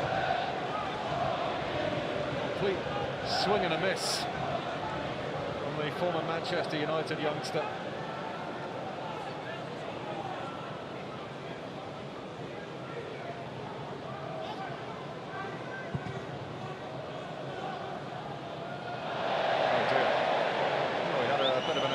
Moment for Tahith Chong, and there is one for Lucas Akins as the ball went straight through his legs.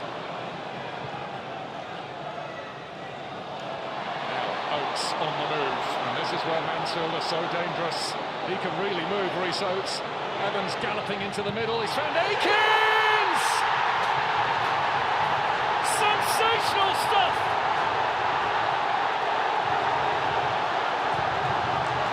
Amazing scenes behind that goal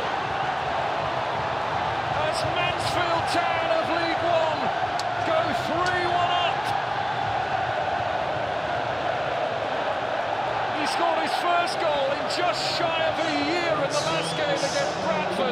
Now he's got 2 in 2.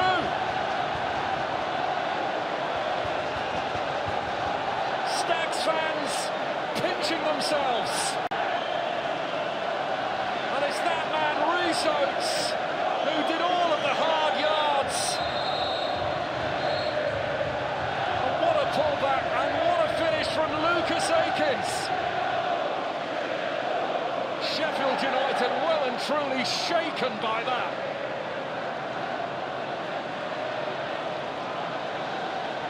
Sheffield United 1, Mansfield Town 3.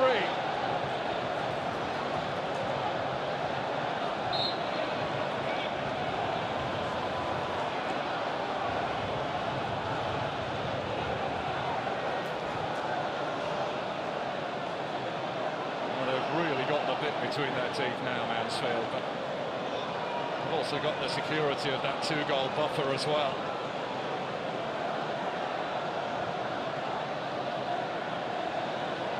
Team decimated by injuries, but they just seem to have been galvanised by it.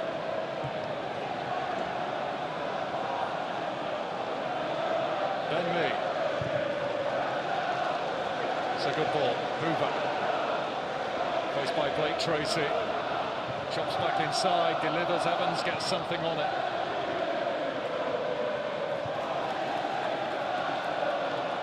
Samara. Tyrese Campbell, who's been a peripheral figure in this game, does get the shot away, but it's a routine save for Liam Roberts.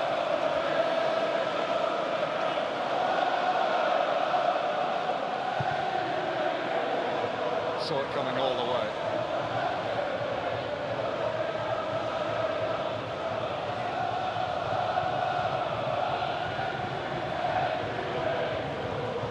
Burrows.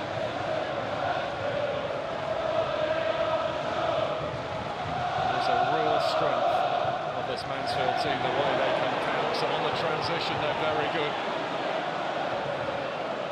There's a real sense of togetherness within the group as well, you can see that. And Oates continues to clock up the miles out there. Well, he must be loving this. He must be absolutely loving this, Nigel Clough,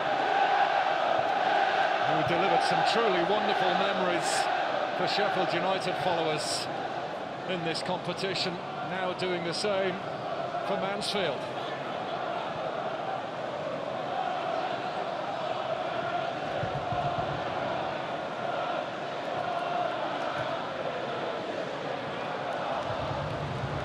Samara.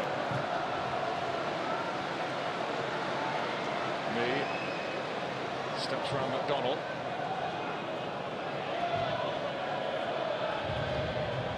Tahith Chong, seen off by Cargill. And Will Evans making his presence felt on Tahith Chong. He's on the move again for Sheffield United. Ings pointing where he wanted it, didn't get there though. And there is activity down on the Sheffield United bench. Looks like Patrick Bamford is getting ready for action. This is Oates, off he goes again, and every time he gets it, Mansfield fans get out of their seats. What a ball! Lewis Reed, Akins motoring into the middle as well.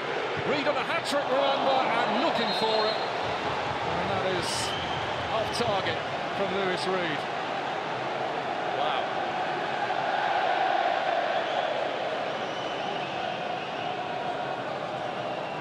That man again, Oates. Clever use of the ball to find Reed.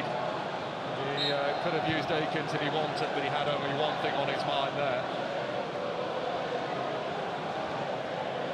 There's going to be a double change, incidentally, for the Blades. Femi Siriki is being prepared for action.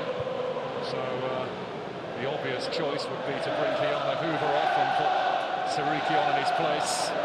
Samara. Unless Chris Wilder has something else up his sleeve, he could play Siriki higher up the pitch and replace Tahith Chong, potentially.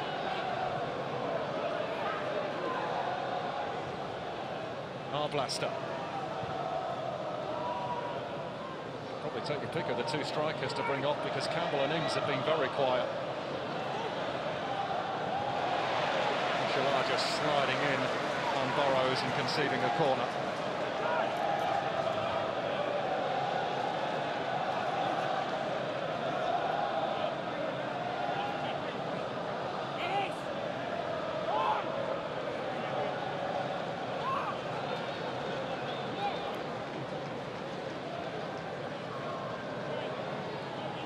Burrows to take this. McGuinness rising, getting something on it, and hook goalwards by Ings, who's claiming there was a deflection on it. The officials do not see it the same way.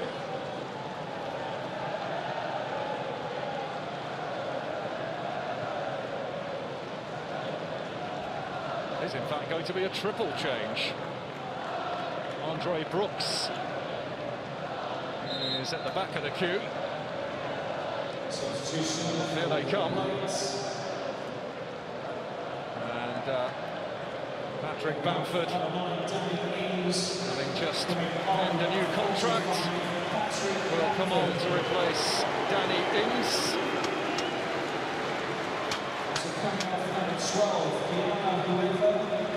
Next in line is Femi Siriki, who does indeed come on for Kiana Hoover, the Sheffield United debutant. And Andre Brooks is coming on for Tahith Chong. So Siriki and Brooks reunited down that right-hand side. They've been extremely effective in Sheffield United's recent good run of form. So they are paired together down the right flank.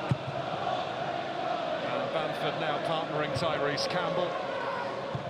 Bamford having scored 5 in 10 appearances, 3 in his last 4. Oates, lovely touch, is away again, it's Reece Oates, it's 4-1! Oh, this is fairy tale stuff for Mansfield Town!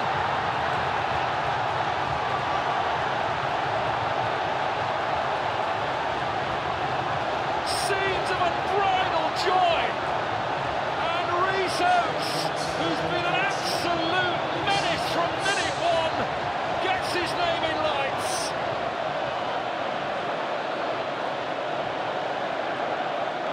A truly extraordinary scoreline we have here. Oates flicks it on the inside of Ben Mee, held his nerve and steered it beyond Adam Davis.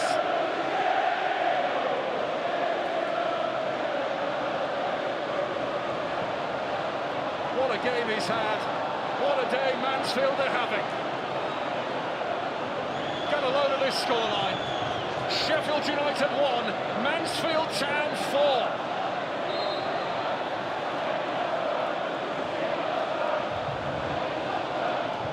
And that's 4 in 3 games now for Reece Oates.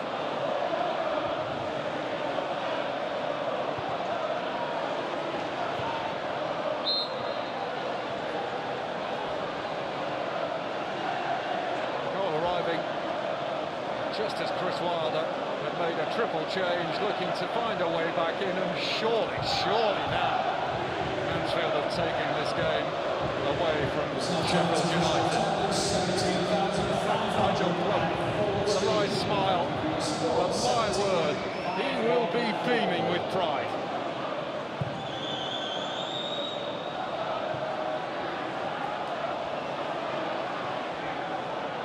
The FA Cup hasn't delivered too many shocks, one big one of course. Macclesfield triumphing over Crystal Palace. This one won't be quite as big, but even still, big nonetheless. Big scoreline as well.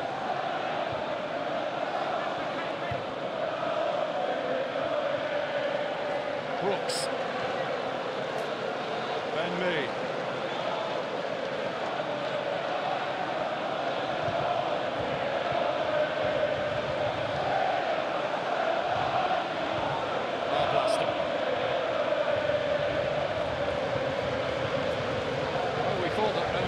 Might operate on the right. He is indeed at the moment playing over on the left. So a tactical tweak from Chris Wilder. We'll see whether Brooks returns to this right-hand side. He may well do. Bamford is being tugged at, so Sheffield United get themselves a free kick here.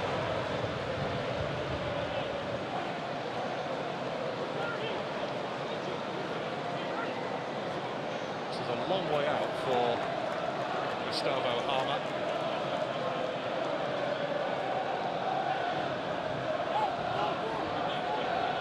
He is more than capable.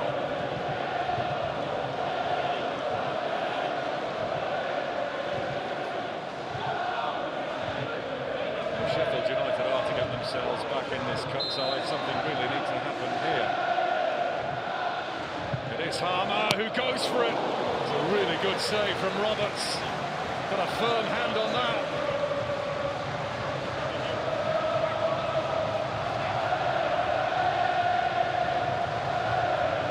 Blades corner as the result.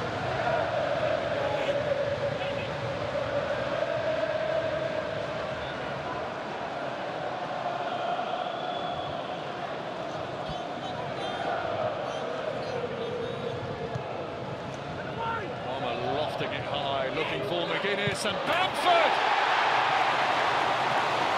on from the bench to rekindle some hope for those in red and white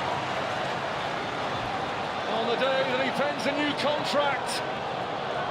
Sheffield United are back in now with a sniff. Still lots to do. McGuinness winning the first header, and that is what Bamford is all about, sniffing out an opportunity. 6 goals in 11 games now, and it's Blades 2, Stags 4. Now Blake Tracy delivering early, oh, Holtz just couldn't get on the end of it. What a cut tie this is. Cargill has overcooked it. Away it goes.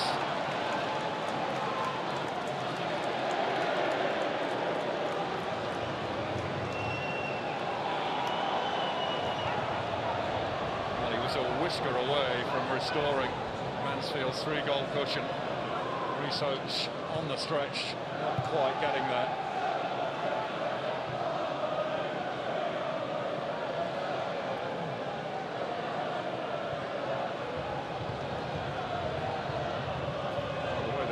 Going, I would predict that we may well see a few more goals. Campbell, Burrows, Bamford, Roberts choosing to play out from the back, sign of Mansfield's confidence perhaps. Blake Tracy launching one. McGuinness with eyes on it. Reed comes across, wins the ball. He did catch a bit of Ollie Arblaster, but there was nothing sinister in it. Ollie Arblaster following the same pathway as Lewis Reed, coming through the Blades ranks.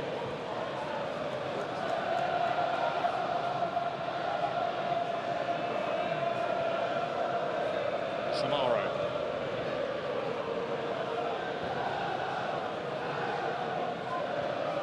Signs of any Mansfield changes as yet.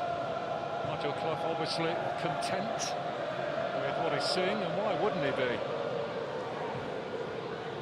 Sariki.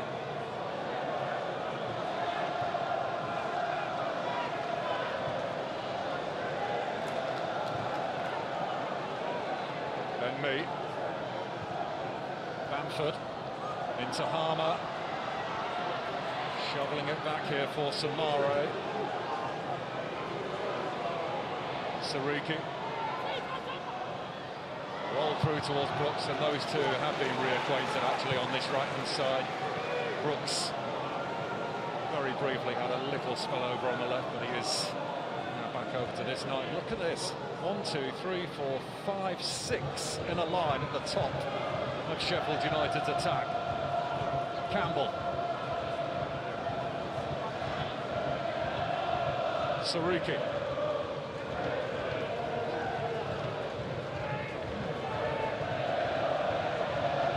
Brooks Sending the cross in. Oh, it's an own goal! Oshalaja putting through his own net. And just like that, it's all becoming very nervy again for Mansfield, whilst belief is growing for the Blades. Well, I hope you're keeping pace with this. Andre Brooks slings it over, and Oshalaja on the stretch puts through his own net.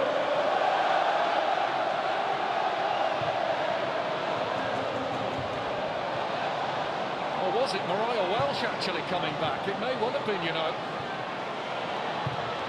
Seeing that replay, it looks as though it might have been Mariah Welsh, but either way, it is Blades 3, Mansfield 4.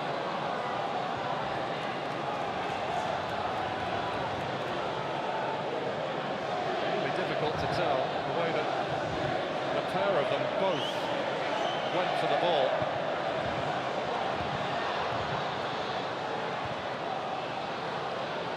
Now Patrick Bamford! The whistle had already gone.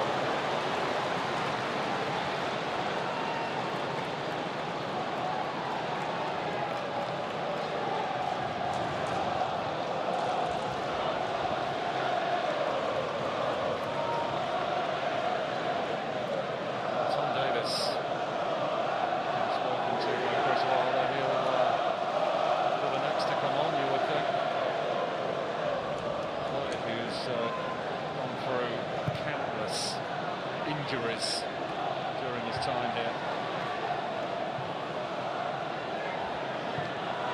Approaching the midway point of the second half. And boy, have we had our money's worth out of these two. And just to confirm, has gone down as a Mariah Welsh own goal rather than Oshalaja. Sheffield United suddenly back in the tie. Tie that was threatening to get away from them. McGuinness. Bounced on by Blake Tracy.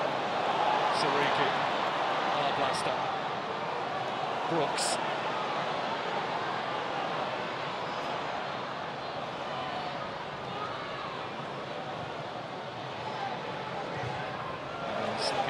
To it down the line, but the momentum now certainly with those in red and white. And what do Mansfield do from here? Do they try and contain the Blades for the last 20 minutes or so? Do they look to re-establish more of a cushion? That'll be a corner. O'Donnell's challenge on Bamford.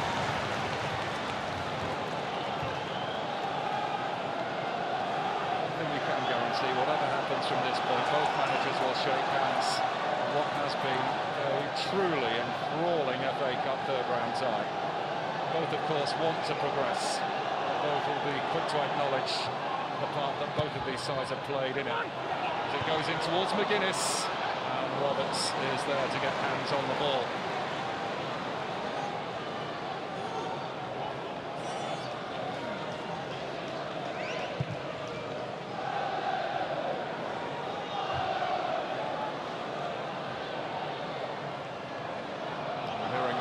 Samari will be the player to be withdrawn and replaced by Tom Davis when that change happens. He is the one on the ball now. And the only one that was left in from the start from the Leicester victory here on New Year's Day. Looks like he might be hobbling a little as well. Oshalaja's header. Mariah Welsh. Back into Sheffield United territory. Oates is still there, still putting in the hard yards.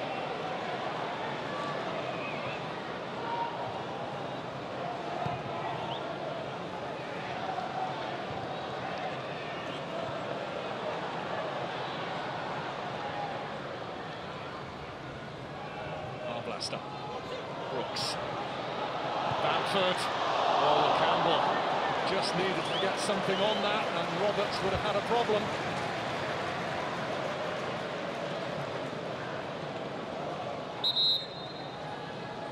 We have been, and they have been, thoroughly entertained. 17,514 the attendance here.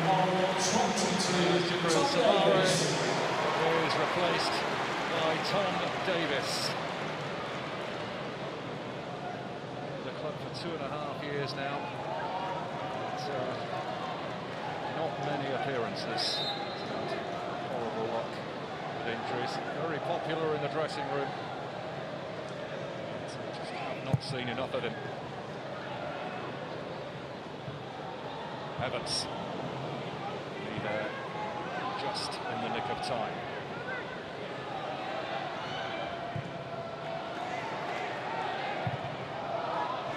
Was tossing it long towards Bamford. Cargill intercepts Campbell. Pushes off the challenge of McDonald. Burrows. Steps on the inside of Mariah Welsh. Palmer. Ollie Arblaster. Through it goes to Burrows, and Roberts with the save. 4-3 to Mansfield it stays. For now.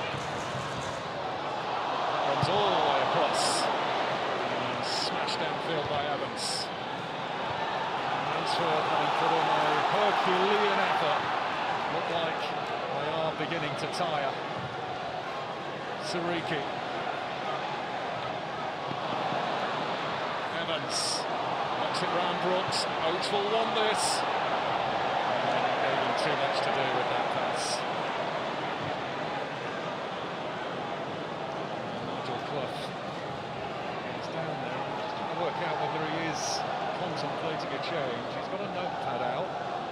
Now having a chat with his assistant Andy Garner. There may well be changes on the way. We'll keep an eye out for you, of course. Siriki. Arblaster.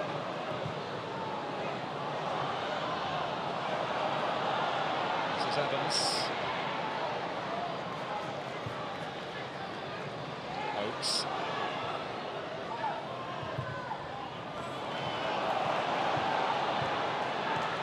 Siriki. Sheffield United now looking for an equalising goal that could well put us on course for extra time. Brooks.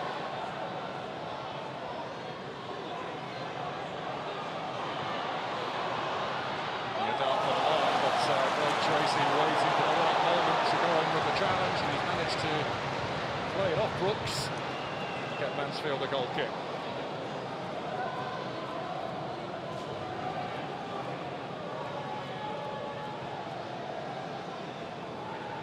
Not entirely convinced that was the right call, you know, but Mansfield will happily take it.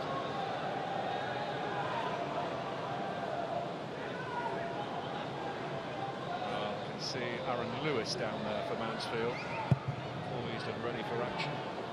One of the changes, and there will be a debut coming up for John Russell as well. Wow, Will Evans, great ball, Lucas Akins. Burrows makes the stop. He could have squared it for Mariah Welsh.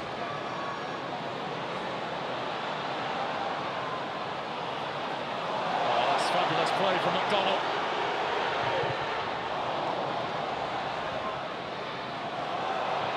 Sheffield United come out with it, Bamford. And through to his Davis. Bamford thought he was fouled as he played the ball there. There's going to be a trio of changes for Mansfield. Two players ready to make their debuts. Next break in play, those substitutions will happen.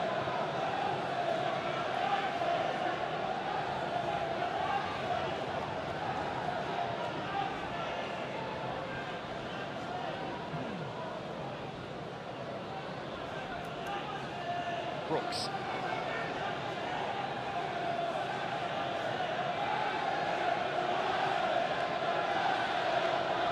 Arblaster. Siriki.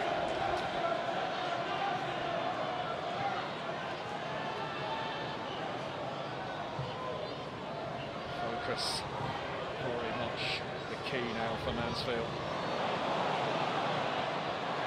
Looking to rest rescue it for Mansfield, and that will be the cue for Nigel Clough to make these changes. Triple substitution for Mansfield, coming off 15. Jamie McDonald coming on at 8. Lewis will be coming on, and Jamie McDonald will be going off.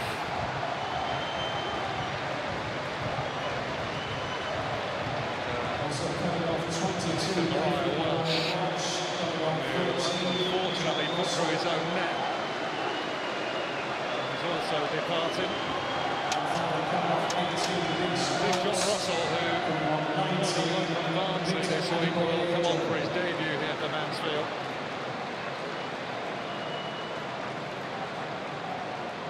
There's John Russell and Victor Anabayejo. He's also on sign from Bolton this week. Reece Oates has made way.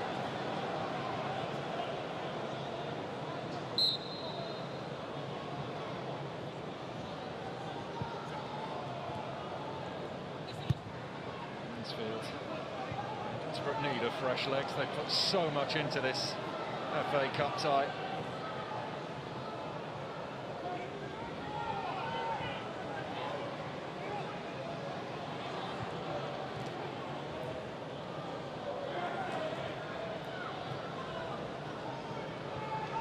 Sariki.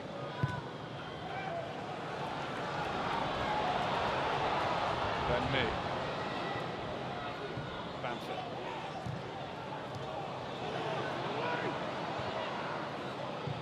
What they don't have now, Mansfield, is that out ball of Reece Oates, Victor Anabayejo, different kind of striker, more of a target man type. They'll be looking to him to try and hold it up, and it does go up there, and try and alleviate some of the pressure that will inevitably be forthcoming now as Sheffield United look for an equalising goal. Arblaster. Davis.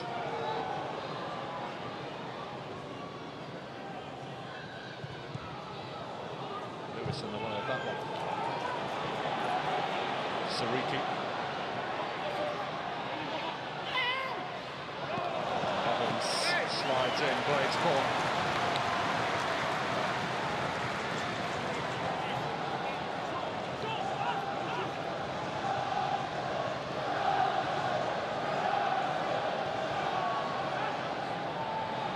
Looking to save themselves here. They have not gone out at this stage in consecutive seasons since the early 2000s.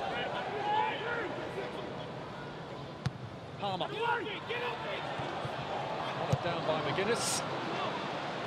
It's away by the debutant Russell. Burrows. Sailing over everyone.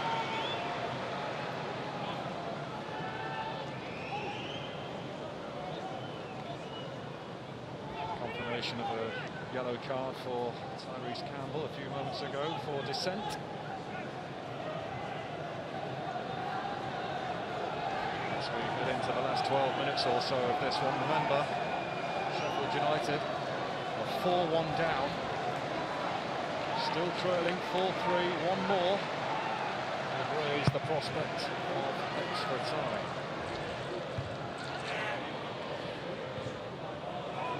Anabayejo.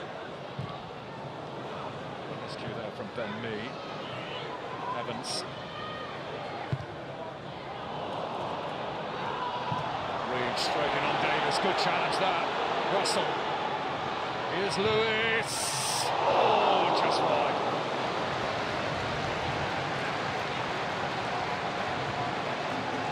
Still sensing that they can still get another goal in this time, Mansfield. Just wide of that far post of Alan Davis.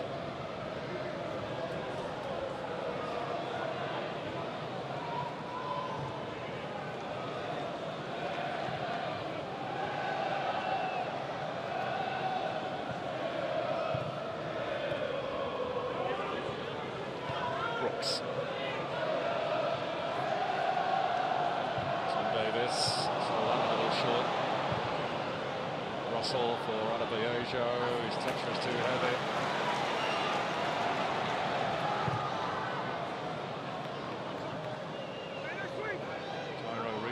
Is being prepared by Chris Wilder. He'll be with us soon. Andre Brooks for Sheffield United, tiptoeing his way through, and it's an outstretched leg from Bailey Cargill that gets it away. Akins. Tom Davis.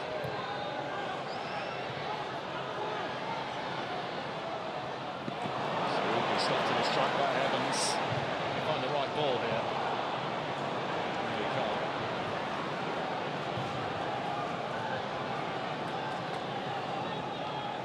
Mansfield's defensive resilience will be put to the test now in the closing stages.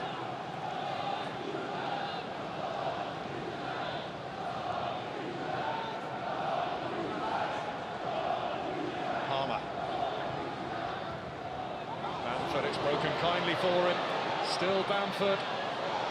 Still Bamford. He takes a tumble. Looks at the referee. He's not interested in giving a penalty. He has given a corner.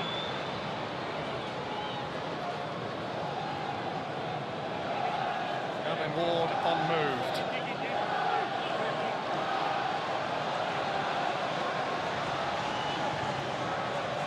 John Russell made the challenge.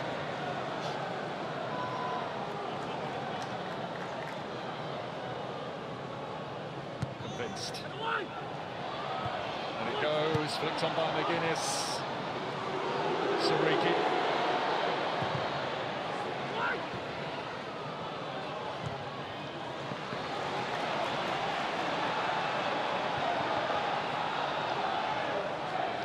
Well, Johnny Russell, who's coming on loan from Barnsley, is actually known as a box-to-box midfielder. When he signed for Mansfield, be prepared to play multiple positions. At the moment he's playing as a right wing back, it would seem, or a more orthodox right wing back in a back five, but that's really good play from Adebayo to take Mansfield up the field. Sariki's over there with him, and eventually it's seized upon by Harrison Burrows.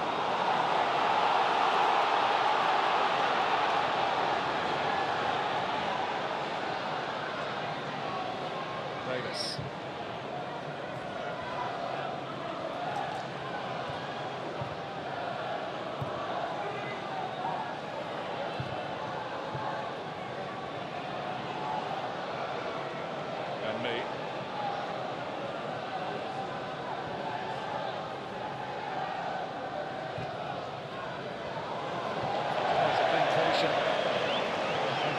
Mansfield around this pitch, trying to drag them out of position to create an opening.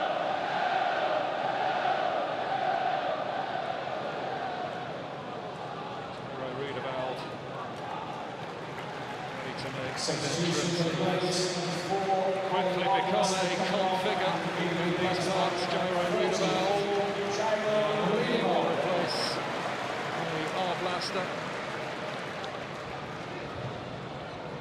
Reideveld would have had particular interest in that Crystal Palace game yesterday, having been a former Eagle himself. But Evans, meanwhile, has been withdrawn by Nigel Clough and replaced with Stephen McLaughlin.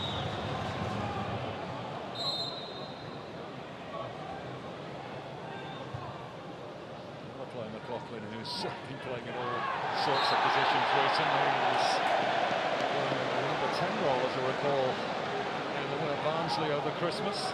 He is known for being a left back. Adebayo playing his first game in almost a year due to a serious knee injury.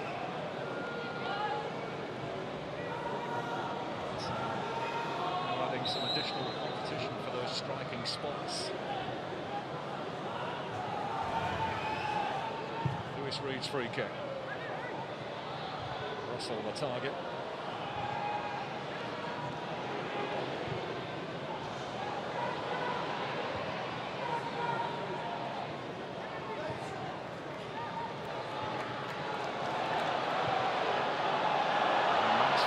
penalty. Mansfield pressing. Met by a huge roar from the Stags fans behind the goal.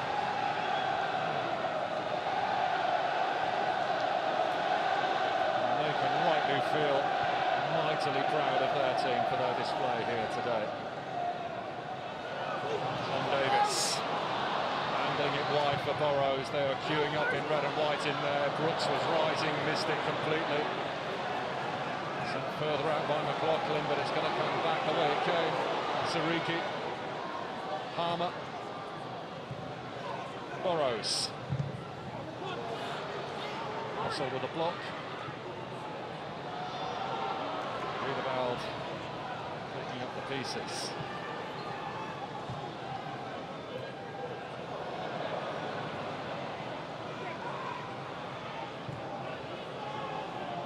Benme. Levering one in towards Bamford. Good header from Cargill.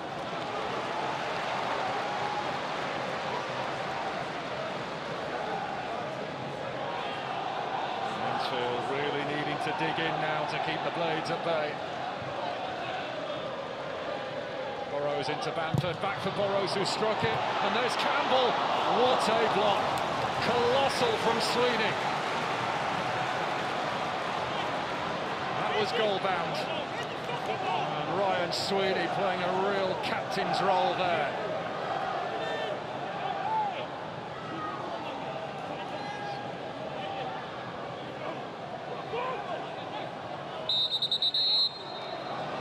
Referee wants to sort one or two things out inside that penalty area.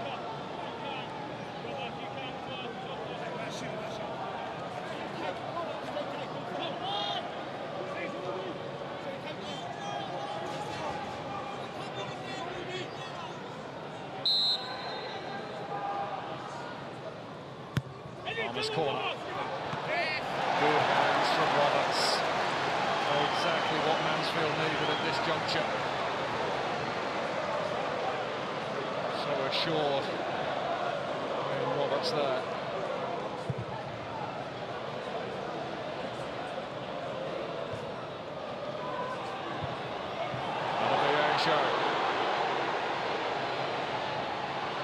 He's got away from Burrows.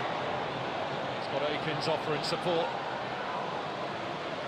Russell, Adabiejo, the two subs combining. Lewis just couldn't put it in the path of Adabiejo. Oshalaja.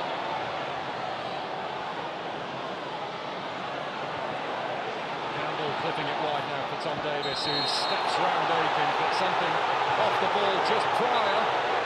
As Gavin Ward blowing his whistle and going for his pocket. A yellow for Aaron Lewis.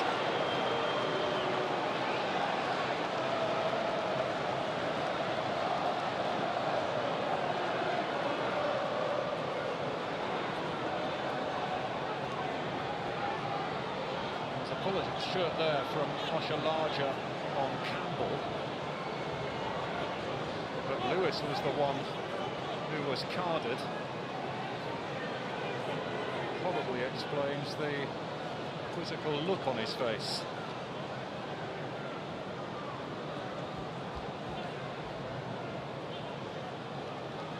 Meanwhile, some attention here for, I think, Benme, who is down. Yeah, there's Benme.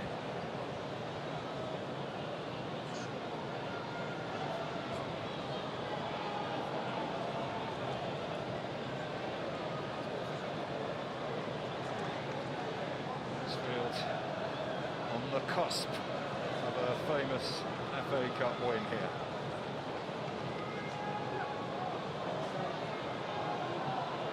Ryan Sweeney, a few moments ago, throwing himself behind that effort from Tyrese Campbell. Had good practice, I recall, in the win at Bolton, where Mansfield's penalty area was peppered throughout, and they stood up to that challenge, but this, of course, is a very different one. Facing a championship club who are throwing everything at this to try and now force extra time.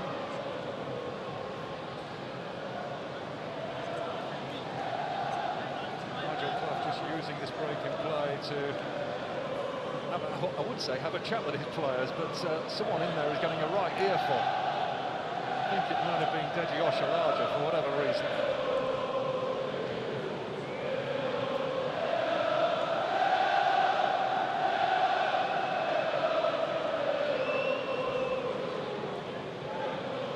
Card for Deji Oshalaja.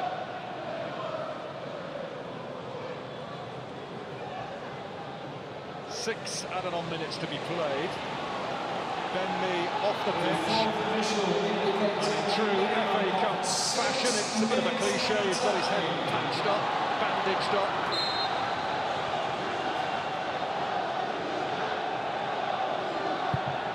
Mansfield better get ready for an onslaught, which will inevitably come now.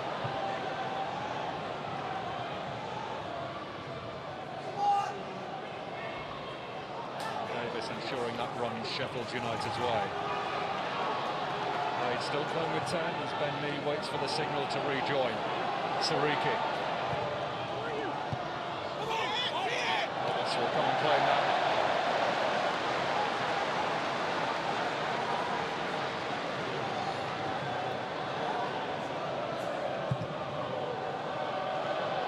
A booming kick from Roberts. Ben Mee back on the pitch. Bring it back to his goalkeeper. Oh, those statistics tell the story, really. So many attempts on goal. And 7 goals, so we might see more yet.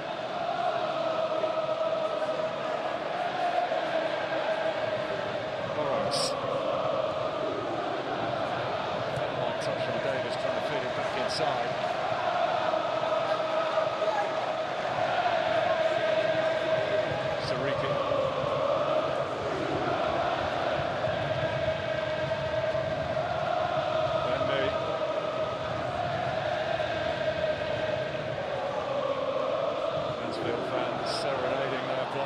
Now, and Sariki get to this, he can! Oh. And Roberts had to get a glove on it, not sure whether it was going on or not, but Liam Roberts not prepared to take the risk. The angle was so tight. Roberts able to guard that near post.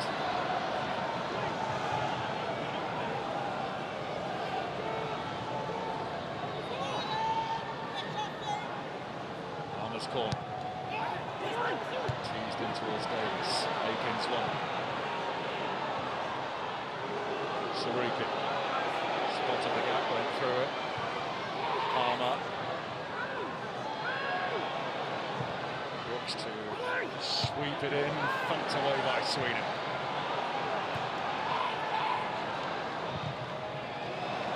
Will be a corner for Sheffield United, conceded by Lewis Reed.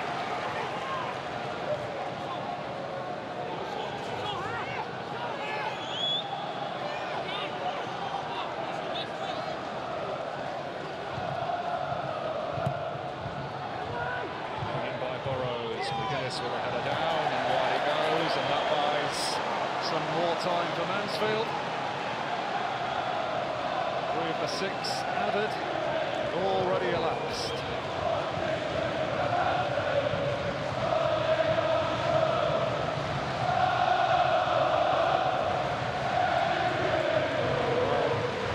Great respect between the two managers, both full of praise for each other ahead of kick-off.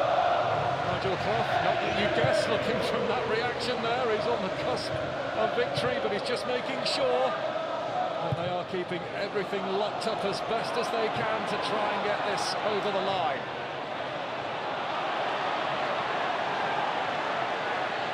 It will be a memorable win if they can get it done, but also one that continues their winning run, and that is crucial really to where they ultimately want to be in the league campaign. They want to keep climbing in League One, and they want to make sure that the second half of this campaign is much more enjoyable than the last one.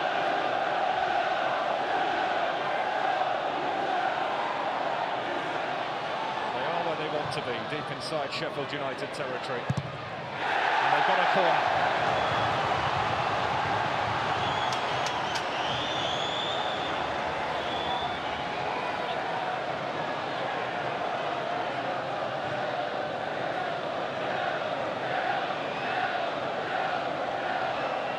support from just down the road.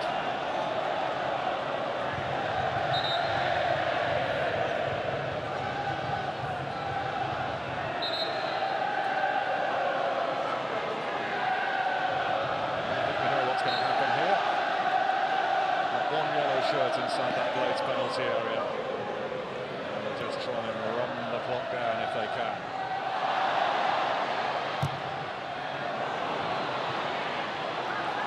Now, an opportunity for the Blades who have it with McGuinness, but they need to get a move on. It's been me, by the way, who had it now, Reed-Aval.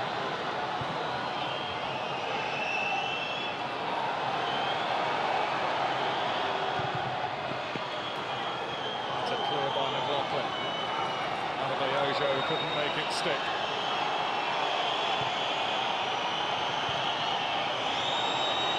Benny. Up to McGuinness, who flicks it on. Burrows was in there, comes back to Reed-Aval. Akins looking to clear for touch, it just about crosses the line. Mansfield on the cusp of something very special here. Lewis Reed puts it into touch. It is all over. A fairy tale Sunday afternoon for Nigel Clough and Mansfield Town, who have knocked out Championship Sheffield United in front of almost 5,000 travelling Stags fans. A sensational cup tie. Lewis Reed with two wonder goals either side of a fabulous finish from Gustavo Harmer. The Stags have raced into a 4-1 lead. Lucas Akins and Rhys Oates on the score sheet. And Sheffield United began to bite back. Patrick Bamford on from the bench made it 4-2. An own goal from Nathan Mariah-Welsh made it 4-3. And Mansfield clung on, and they will take their place in the fourth round draw. And for the first time since the early 2000s, Sheffield United are knocked out at the third round stage in successive campaigns. League One triumphs over the Championship in the Steel City. As it ends, what a tie. What a tie it has been. Sheffield United 3, Mansfield Town 4.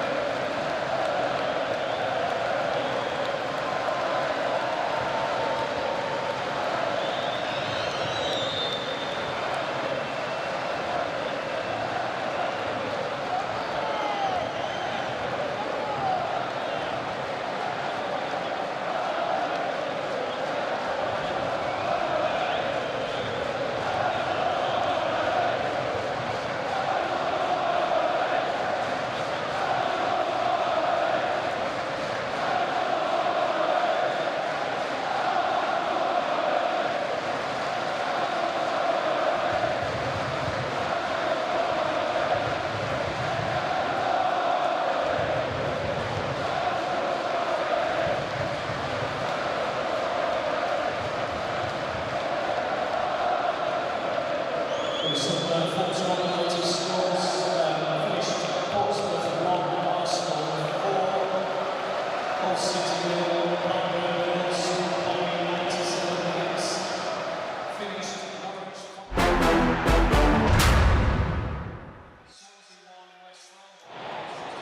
So much to unpack after what has been a thrilling cup tie here at Bramall Lane. Championship against League One. Rhys Oates taking aim in the first half. He's been Mansfield's man in form and really extending Adam Davis there. He managed to lift it over the top. And the longer this game wore on, the more Mansfield really grew into it. And Oates, a constant menace. Again, forcing Adam Davis into a smart stop.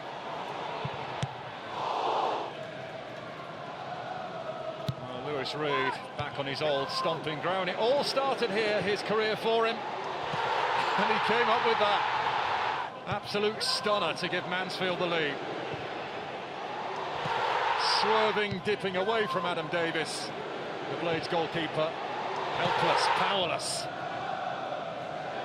Well, that was a quality goal. And Gust Harmer delivered one of his own. What about that for a strike? Sheffield United level with a Championship Player of the Year.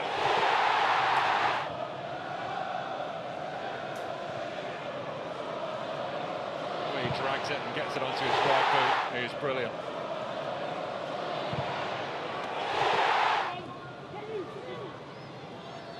So, how would Mansfield react to that? Well, Lewis Reed in the right space again, on the edge of the box, not picked up again. And a deflected effort off Ollie Arblaster, took it in for 2-1. Mansfield really sensing an upset. And by the turnaround, Mansfield went looking for more. And Lucas Akins made it so. Rhys Oates with the assist. Sweeping it across the goalkeeper and in for 3-1.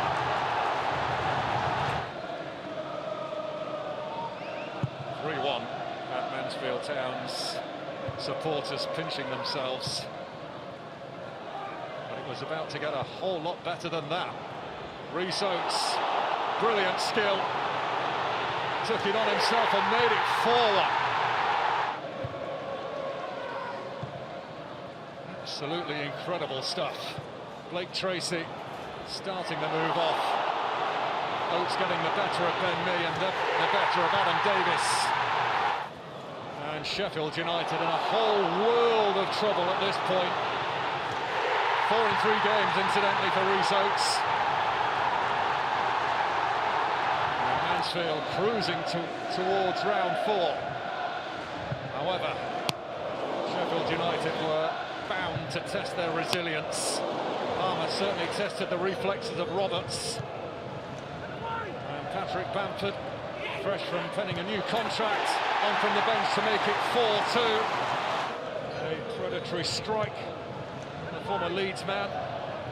McGuinness winning the flick, and Bamford finishing the job.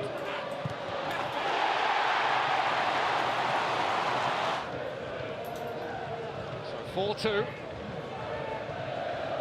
Mansfield trying to hold on to a 2-goal buffer, which was soon reduced to 1. Nathan Mariah Welsh getting a toe end on this. It looked initially like it might have been Ochelarge's own goal, but it was Mariah Welsh. 4-3, and Mansfield hanging on, but standing up to everything that the Blades threw at them in the closing stages. Burrows denied by Roberts that time. And then a captain's block from Ryan Sweeney to deny Tyrese Campbell. And that would be enough to round off what has been a truly memorable day for Mansfield here at Bramall Lane.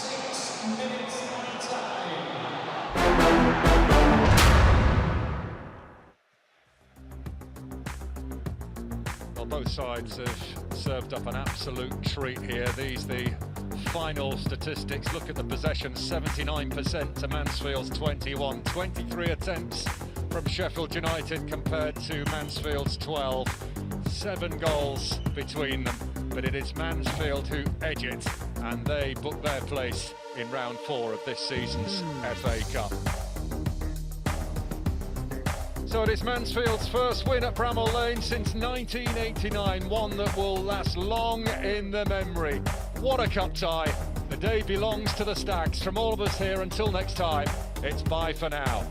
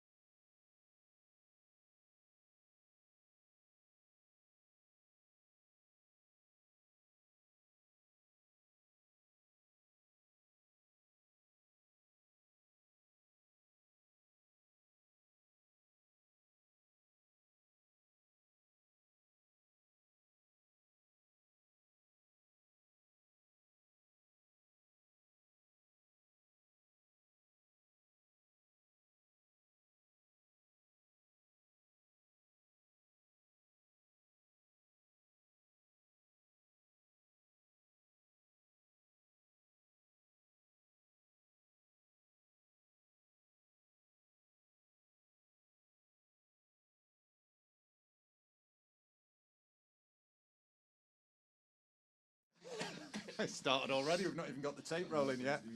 Yeah, I'll be nice. Yeah,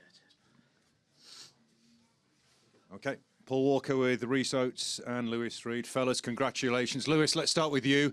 After all, special place, Bramall Lane for you, given it all started here. But to come here and get 2 goals like that, how did that feel?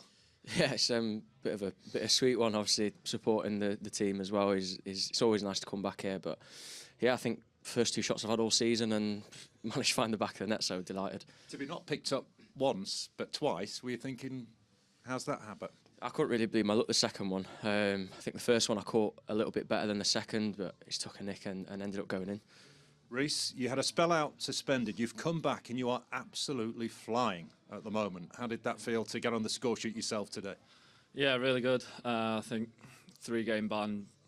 Don't think I deserved the red card, but I think I had a point to prove when I came back, and thankfully I've done that. Yeah. He's an absolute menace for defenders, isn't he? This guy. He's a joy to have, honestly. Especially when you bit backs to the wall. He's that out ball up the top for you, and he never gives anything up. And half the time, I'm not sure how he gets on him myself, but yeah, he does a great job for us. Great scenes as well when it went to 4-1. Could you even believe what you'd managed to do at that point? No, I don't think we could. But at that point, I think we've just got to sit in and not concede the 2 goals that we did. I think the 2 poor goals that we've conceded, and I think if we held on at 4-1 for another 5-10 minutes, it could have stayed like that. But I think the boys have dug in. Once it get back to 4-3, the boys have dug in and done brilliantly. We've seen so many different sides to this team's game in recent times. At Bolton, you were peppered. You stood up to the challenge. Obviously, started with that win at Barnsley. I watched the game against Bradford. You were terrific as an outfit. You've had so many injuries, but if anything, it looks like it's just galvanised the entire group. Is that right?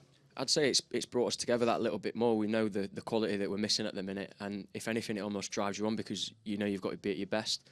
It shows the strength in depth that we've got at the minute, and like you said, the types of performances that we're putting on, they've all been different, but stuff that we've needed to do, and yeah, it's a great team to be involved in at the minute. So the winning run goes on. It's 4 games now. You're in round 4. Who do you want? Arsenal away, probably for me. Yeah, I've grown up an Arsenal fan, so for me, Arsenal away. Not sure how they've got on today. Well, we'll find out.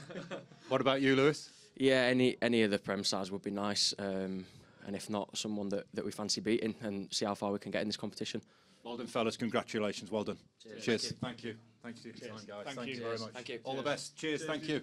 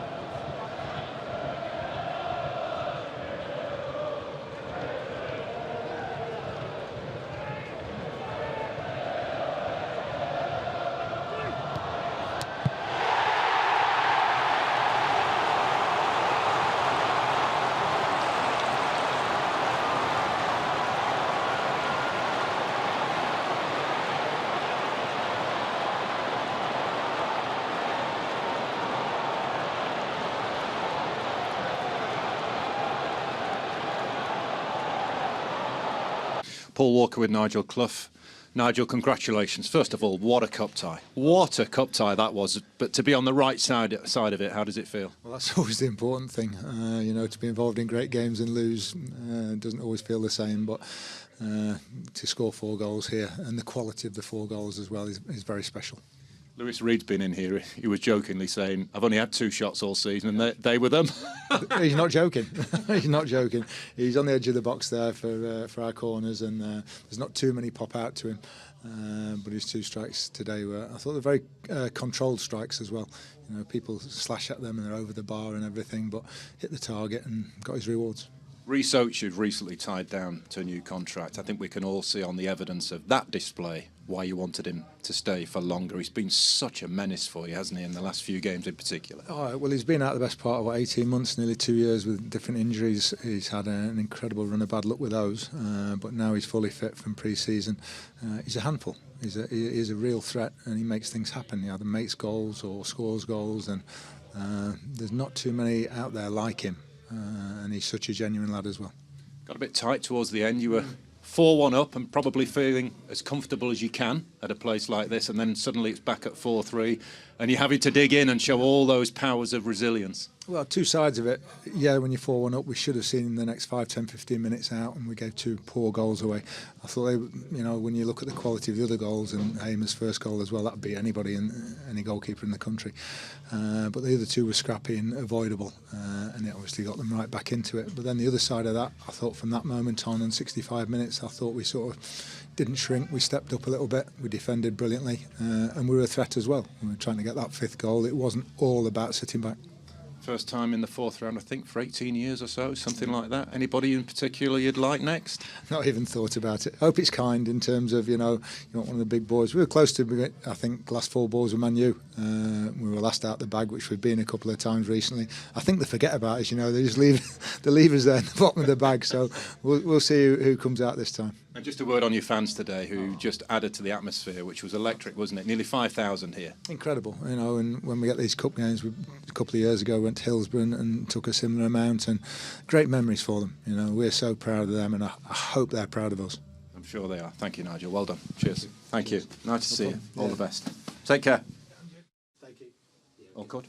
Paul Walker with Chris Wilder. Chris, you said before the game, if the attitude wasn't right, the desire wasn't right, then you could come a cropper. Was that an issue today, or No, was it something different today? I think that's an easy and lazy one to go for by people not in the game. There's nothing wrong with the attitude. They're just conceding the ridiculously silly goals that have absolutely put us on the back foot. The timing of the goals, you know, we were in control of the game. They score against a run of play by somebody not doing the job, coming out of the pack and blocking one on the edge of the box. Again, for the second goal, we get ourselves back in with a great goal. We know the approach of the opposition. I'm not taking anything away from Nigel. He's done that while he was here when he had a cup run. There's nothing wrong with the attitude or the approach of the team. Just the concession of such simple, easy goals. Just had a look back at it as well, you know. Goal just after half time, we're 2-1 down.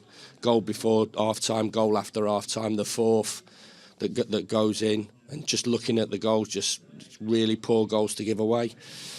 Thought their centre forward bullied our 2 centre halves, and as the game went on, and I felt sorry for Adam Davis because of the manner of the goals, and performance-wise, you know, players that have an opportunity to stake a claim. I wanted it to, you know, there was enforced